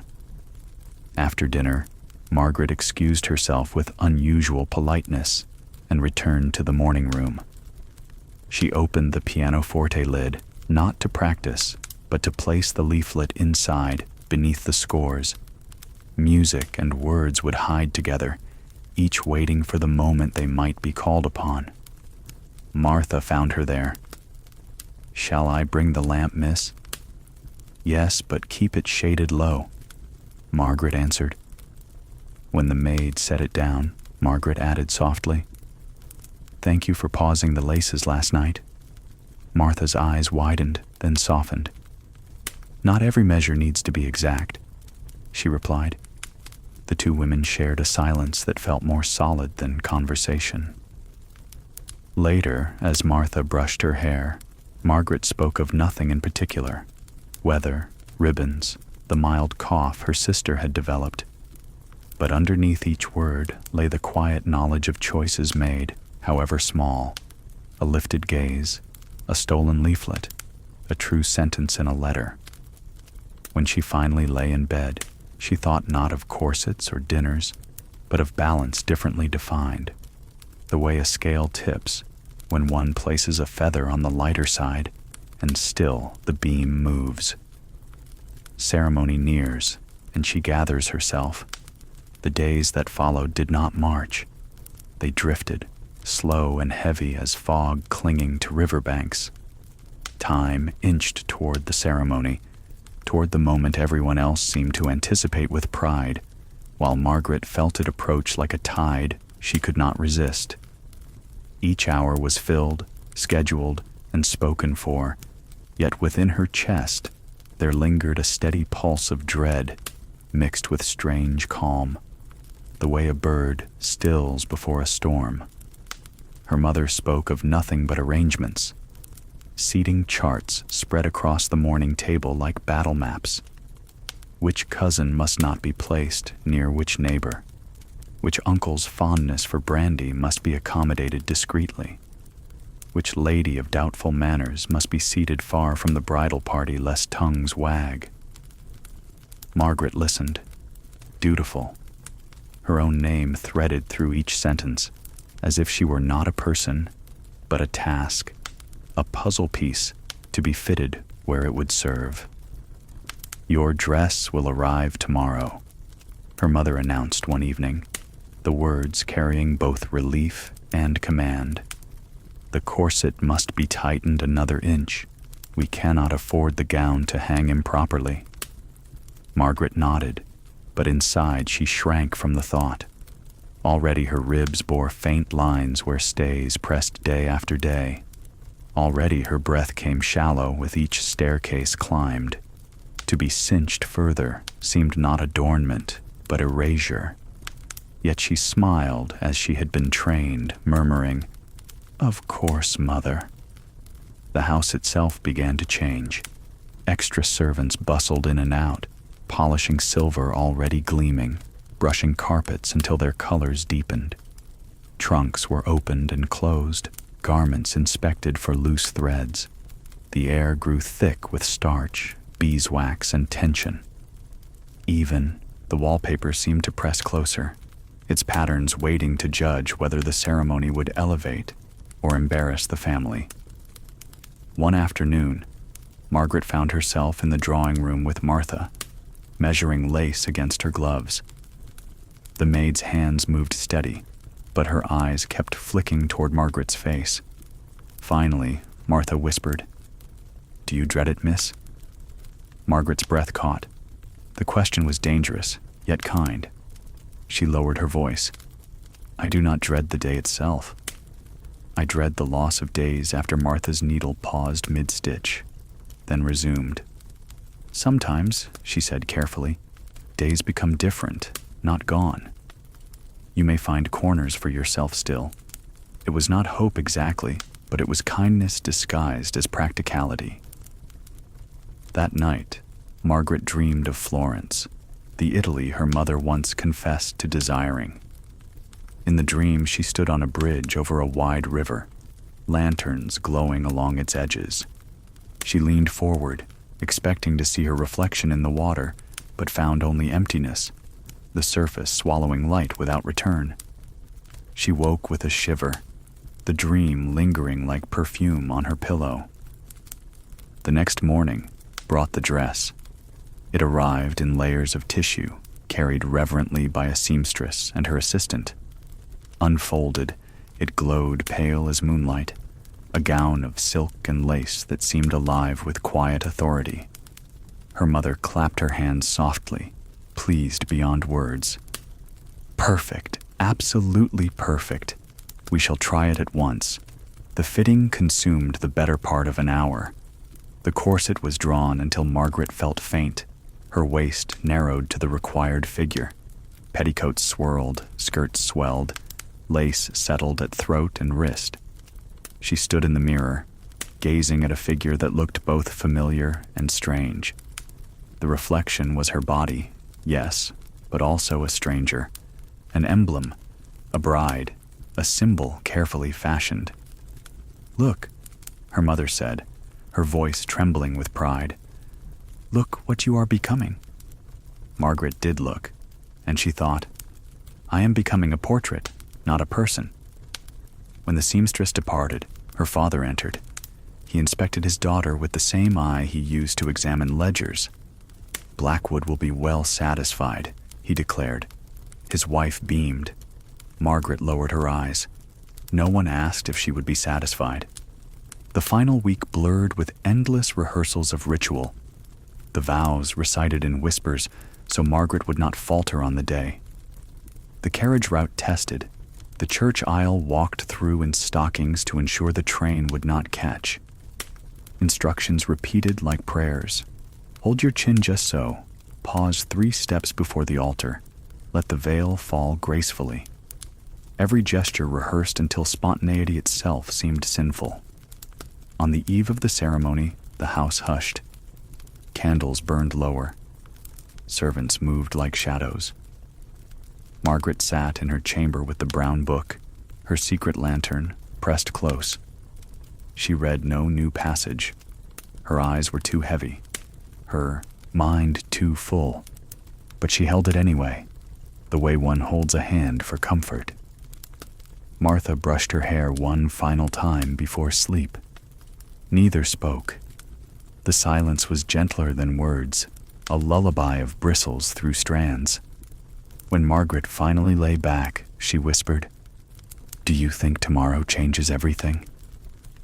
Martha set down the brush, met her eyes in the mirror. "Not everything, miss. Just enough." And so the night deepened, carrying her toward a dawn she could not avoid, toward vows rehearsed and futures prescribed. Yet beneath the silks, beneath the corsets and expectations, she carried something unmeasured. The memory of her mother's Florence, the sight of the match girl's defiant gaze, the warmth of Martha's steady presence, the flicker of words hidden in a book, small lanterns waiting to be lit when shadows grew long. At the altar, her name fades quietly. The morning of the wedding broke not with trumpets or bells, but with a hushed gray light that filtered through mist and clung to the eaves of the house. Outside, the streets whispered with carriage wheels and hooves, neighbors leaning out their windows to catch a glimpse of ribbons, flowers, and arrival. Inside, the household stirred like a hive, maids carrying trays, cooks bustling in the kitchen, the air scented with starch, soap, and anxious perfume. Margaret awoke to Martha's soft knock, as she always had. Yet this knock was different, slower, weighted with meaning. When Margaret answered, Martha's face held a strange mix of pride and sorrow, as though she were sending her mistress into a battle she could not fight beside her. "Good morning, miss," she said, then quickly corrected herself. "Good morning, Mrs. Blackwood-to-be." Her hands fidgeted with the bundle of linens she carried, though she set them down with care. The ritual began. The basin of water, faintly perfumed with rose, the cloth dabbed against face and neck, the hair brushed into glossy order. But today, every gesture felt sharpened. When the corset was lifted, its stays glinting in the dim light, Margaret's breath faltered. 17 inches, her mother had decreed. Not a thread more. Martha laced carefully, apologetically, pausing when Margaret swayed. "Breathe, miss," she whispered, "even if it must be shallow." By the time the last lace was tied, Margaret's lungs fluttered like trapped birds, but the dress slipped over her frame as if designed for no one else. White silk shimmered, lace pooled like clouds, and the veil rested ready, its gauze both adornment and cage. When she looked in the mirror, the figure reflected was immaculate, breathtaking even. Yet Margaret felt as though her reflection had been replaced by another woman entirely, a bride who existed for the world's eyes, not her own. Downstairs, the family assembled, her father in his best coat, his face solemn yet satisfied, her mother radiant with triumph, as though this moment crowned her life's labor. Her sisters, wide-eyed, watched as though attending a play whose ending was already known. The carriage arrived. White ribbons fluttered against its dark body. Neighbors craned their necks to see, whispering behind gloved hands. Margaret stepped inside, careful not to trip on her skirts. Martha lingered at the doorway, her eyes bright with unshed words. She pressed a small handkerchief into Margaret's palm, embroidered with a single sprig of rosemary. "For remembrance," she murmured. Margaret tucked it into her sleeve, her throat tight with gratitude. The church loomed ahead, its stone spire dissolving into fog. Guests streamed through the great doors, their finery muted by mist. Inside, candles burned in brass holders, their flames unsteady, as if aware of the vows about to be spoken. The air smelled of wax, damp stone, and lilies. Margaret's heart thudded beneath the corset's cage as she stood at the entrance, her arm linked with her father's. The organ swelled, heavy and solemn, each note falling like a step she could not refuse. Together, they walked the long aisle, rows of faces turning as one, eyes drinking in every detail. The veil, the gown, the posture, the family's triumph. And there at the altar stood Edward Blackwood. He wore confidence like a second coat. His gaze swept over her, not tender, but appraising, as if he were checking the final polish on a purchase already made. When their eyes met, his lips curved faintly, not in joy, but in satisfaction. The priest's voice rose, reciting words Margaret had practiced: love, honor, obey. She spoke them softly, each syllable like a leaf floating downstream, carried away from her. When she said obey, the word clung in her mouth, heavy as stone. Yet it passed her lips, and the world heard only obedience, not the tremor beneath. Edward repeated his vows with steadiness, his voice echoing easily in the vaulted space. Then came the ring, slipped onto her finger. Its weight was small, but its meaning vast. Ownership sealed in gold. The priest's pronouncement followed, final and unyielding. Applause rose from the congregation, polite yet approving, a sound that made the stone walls seem to close in. Margaret's name was spoken once more, Margaret Harrison, but only to mark its end. She left the altar as Mrs. Edward Blackwood, her identity folded into his like paper into fire. At the wedding breakfast, laughter rang, glasses clinked, words of congratulations tumbled one over another. Plates of delicate pastries and roasted meats filled the tables, but Margaret could taste nothing. She sat beside Edward, who spoke with her father about shipping interests and trade, as though she were already invisible. Each smile she offered to guests felt borrowed, each word rehearsed. When Edward rose to toast, his words praised her grace, her beauty, her future role as his wife. The crowd approved warmly. Margaret bowed her head, her cheeks tingling, but inside she felt hollow. Applause again, and again it was not for her, but for what she represented, a union, an asset, a name altered. Hours later, when the crowd thinned, she found herself briefly alone in her chamber, changing into her traveling gown. Martha stood behind her, fastening the last button. Their eyes met in the mirror. Martha whispered, "You are still you." Margaret held the gaze, clinging to the truth of it. For a moment, the bride in the mirror softened, not just symbol, but self. Not only Mrs. Blackwood, but Margaret still. The handkerchief lay against her wrist, rosemary bright against white silk. For remembrance indeed. The carriage awaited, horses stamping in the mist.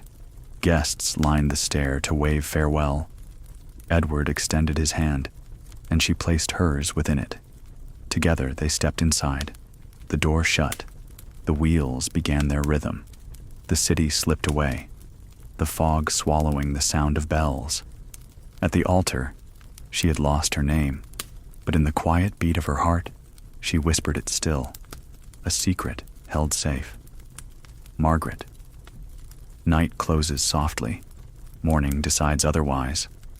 The road to the country unspooled like ribbon from a careful spool, each mile a measured gift to evening. Inside the carriage, the windows held small mirrors of dusk, hedgerows going by, a brief bird lifting, the last smoke of day gathering itself like a shawl around the low fields.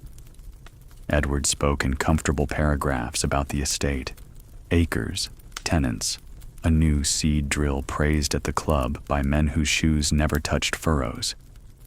Margaret answered as one does in a coach, with heads tilted politely toward each other, voices cushioned, meaning softened by the steady heartbeat of the wheels.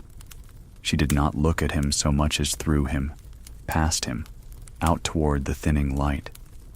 On her wrist, hidden by the glove, the small handkerchief lay warm where the skin remembers touch.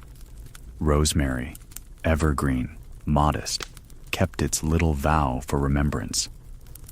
When the coach turned up the long drive, lamps were already lit along the gravel. A house rose ahead, serious and square, its windows like unsmiling eyes. Servants, arranged in a polite crescent, bowed the new mistress indoors. Mrs. Foster, the housekeeper, gave her name and a curtsy measured for dignity. No eagerness, no discourtesy. Behind her, the day withdrew its hand from the threshold and left Margaret inside a life that had been decided for her. There were fires already made in the rooms set out for her. A tray appeared with broth and thin slices of bread, kindness in edible form. There were vases of flowers that the garden had not grown, and a looking glass so tall it could show a woman her uncertainty, along with her hem. Ellen, the lady's maid assigned to her, helped her undress with the quiet efficiency of someone long paid to erase the human traces of another's day. The gown unhooked, the stays unlaced, slow relief poured into the chest as if lungs could drink. Margaret felt the old body return, expanded, but not triumphant, like a visitor permitted to sit on the edge of the bed an hour past calling time. The nightgown, all white surrender, waited folded. The comb waited. The brush held its bristles like a hymn. As Ellen placed the brush in her hand, their eyes met in the mirror. Ellen looked away almost at once, yet not before a message crossed, a small lantern signal from mast to mast. In the drawer, as if by chance, Margaret found what Martha had hidden, a tiny bottle of oil, plain glass, stoppered with care. On its label, no name, only a thread of ribbon, blue as the dress that had zipped her daylight closed. She thought then of the women whose hands had escorted her to this room. Martha, with the paws at 19 inches. Mrs. Wilson, with tea that steadied the floor. Her mother with a single unguarded word, Italy, warmed and then tucked away. Charlotte with the bruise that told the truth without testifying. They stood around her now in the unlit margins, not as ghosts, but as witnesses, She felt less alone for knowing their names of gentleness. When the connecting door opened, it did so without drama, as if a window had chosen on its own to admit night air. Edward stepped through in a dressing gown that suggested comfort had been practiced here longer than kindness. He said, "Wife," the way a man says coals, expecting warmth to obey the word. He made of the moment an arrangement, a ceremony within the ceremony, simple, unadorned, without interest in the personhood of the person. In that hour, Margaret did not vanish, though someone might have thought she did. She counted, not stars, not wishes, breath. 4 in, a beat, 4 out, a beat, the kindly key fitting into a lock that otherwise would have sealed. She touched the oil where touch would ease the going. She watched the ceiling's faint pattern, as harmless as snow, as complicated as frost, and she survived. When he rose and returned to his own room without closing the door quite all the way, she lay perfectly still, not from fear but from conservation, as animals do after weather. The house quieted. Coals folded themselves smaller. A pipe in a distant room found the last of its smoke. The hall clock remembered who it was and said so once. She turned on her side with care, the nightgown rustling a private music. Her hands lay open on the sheet, as if resting from a long day of holding on. Sleep did not come quickly. It came, rather, like a relative you love, who has the bad habit of arriving without knocking, eventually anyway, while you are still saying you are not ready. In that soft approach, she saw, without forcing it, the map from the library. River threaded through county, roads obedient, the blue line of water inheriting every bend ever suggested to it. She remembered the margin note, spoons in a river, and smiled at the humble courage of small tools. She thought of Law's Cliff and the quieter hill within her, the twin summits that did not cancel one another. She thought of the leaflet with its blurred ink waiting under the piano lid, music making a tent for politics to hide in until safety improved. She thought of Florence, which she had not seen and might never, and of the poem her mother burned yet kept in the ash of her gaze. And then, like a candle one has not noticed burning low, the night shortened, and morning placed its cool hand on her forehead. A small breeze entered the room without asking, and moved the curtain with the discretion of a practiced maid. A bird tried 3 notes on the sill and decided against a concert. She opened her eyes and did not know the room. The ceiling was closer. The air smelled of the clean that only modernity can manage. No coal, only last night's rain fading from a clean street. The pillow received her with a memory foam kindness, and the wallpaper, there was no wallpaper, told her nothing except that walls can be patient without poisonous intent. She sat up all at once, careful and not careful, and lifted her hands to her ribs. No stays, no ladder of laces. The breath came like a tide not kept to a schedule. She laughed, a sound she recognized from childhood when joy did not ask permission. Her hand reached for the small rosemary handkerchief, and of course it was not there. The wrist lay bare, and yet the place the cloth had warmed felt still warmed. She leaned back into the modern morning and cried a minute, not from sorrow, not from relief only, but from the suddenness of safety after so much negotiation. The clock on the table had the indecent confidence of electricity. It told the hour without ceremony. The calendar on the wall said the day she had left was the day to which she had returned, which is a mercy in stories, if not in laws. She rose, walked to the window, and opened it wide. Air, unscrupled, came in. Somewhere a neighbor's radio attempted a cheerful march. Somewhere a kettle decided to sing. She wiped her face and laughed again for the luxury of it. The day gathered in the ordinary way modern days do. Coffee with milk that had never known a chalk trick. Bread with butter that no one had stretched with deceit. The phone that glowed with public words, useful and useless. For a long time, she did nothing but go from room to room, touching the edges of her life. Books with her name on the inside cover and no husband's signature above it. Shoes chosen for walking rather than being seen. A small postcard of Florence she had once bought on a whim years ago, and pinned near a desk without any family asking for justification. She looked at that postcard until the River Arno on its faded paper remembered her mother, and smiled for both of them. Later, no need to hurry, she went to a shelf and drew down a book about the women she had met without meeting. A doctor who insisted on existing anyway. A suffragist who swallowed hunger rather than obedience, and was force-fed so the state could congratulate itself. A headmistress who believed that girls did not break when asked to think. She read in a chair that reclined without fainting couches.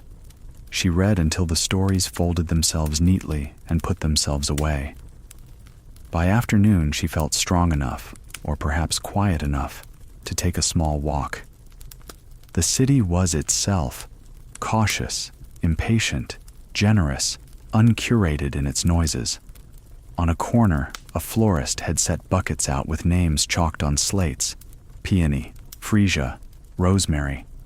She bought a sprig, because of course she did, and carried it home in her closed fist the way a child carries treasure, grinning, pretending not to, grinning again. In a glass by the sink, she stood it in water and watched green become greener. Work waited, messages waited, a life waited that no one else owned. She answered none of it at once. She brewed tea strong enough to remember Mrs. Wilson and poured it into a cup chipped where living had not asked permission first.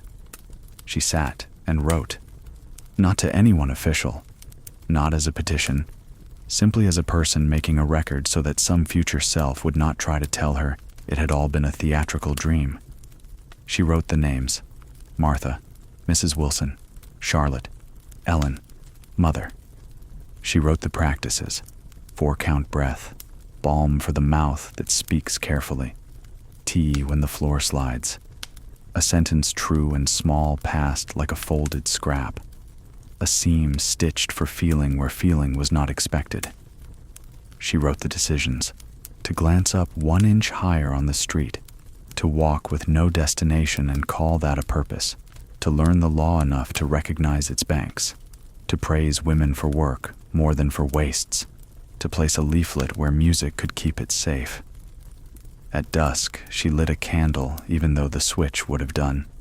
The flame made a sound small and human. She placed the brown book beside it. Not the same book, of course, but a modern cousin containing old fires, and set the sprig of rosemary on top the way one sets a bookmark on a thought. Outside, the evening moved its furniture around. A bicycle blinked past, a bus sighed, a neighbor tested a laugh on the balcony and decided to keep it. She thought of the women in the story that had been her dream and someone else's life. She thought of the match girl with the brave gaze and the jaw the phosphorus had claimed. She thought of the governess writing references for men who did not want to be referenced. She thought of the nurse whose father forbade service, and of the girl who wanted to be a midwife, if only training were not a locked door. She did not pity them. They would not have wanted that. She saluted. Quietly, a raised cup, a sprig held higher, a breath taken to the bottom because modern ribs can. Darkness took the room not as a thief, but as a friend who knows what sleep needs. She turned the candle down with a snuffer she had bought once because it looked like a story, and because stories deserve their tools. She made the bed with deliberate hands, smoothing sheets as if smoothing a brow. Night became a soft place. Again, not a corridor to someone else's right. Before lying down, She opened the window 1 inch. The night breeze came in, a night not packed with smoke, not scented with burning, only with the unambitious smell of damp stone and a tree keeping its appointment with being a tree. In that air, she spoke her name, not grandly, not with raised chin. Simply, Margaret. She said it for all the times it would have been folded away, for the altar, for the law book, for the ledger, where she had no line. The name sat in the room a moment, and then found a chair it liked. She slipped beneath the blanket and let the day depart without argument. The kindly key rested where it always had, between breath and thought. She turned it once, 4 in, hold, 4 out, hold, and the lock did what locks do when treated with respect. It yielded. The little lantern took its place just under the sternum where lanterns prefer to live. The rosemary on the desk performed its evergreen duty. The city maintained its small, generous racket, agreeable to sleep. If she dreamed, it was of a bridge at last yielding a reflection. A woman, not in white, not in blue, not in any color required by invitations, but in the gentle plainness of herself, looking back, amused and understandable. On the far bank, a figure waved, perhaps a girl of 17 with a journal rescued from the fire, perhaps a maid with balm, perhaps a housekeeper with a ledger that added up. On the near bank, a woman who had said obey once and meant endure, now saying nothing at all because silence, when chosen, is not submission but rest. When morning considers you a friend, it knocks softly. It will do so tomorrow. There will be breakfasts and small errands and a handful of sentences to write that tell the truth without the need for italics. There will be chairs at ordinary angles and music played at daybreak because it carries farther into evenings than even the most polished plan. There will be work and kindness, and, when it is asked of her, the sort of calm refusal that wears a smile to make it easier to hear. There will be a world not finished with being difficult, and there will be the woman she has carried home to meet it. Let the room grow dim, and the breath lengthen. The worst of the weather is past. The map is in your pocket. The lantern is lit low and steady. Rest now, dear heart. We'll walk the kinder path together when morning knocks. Good night.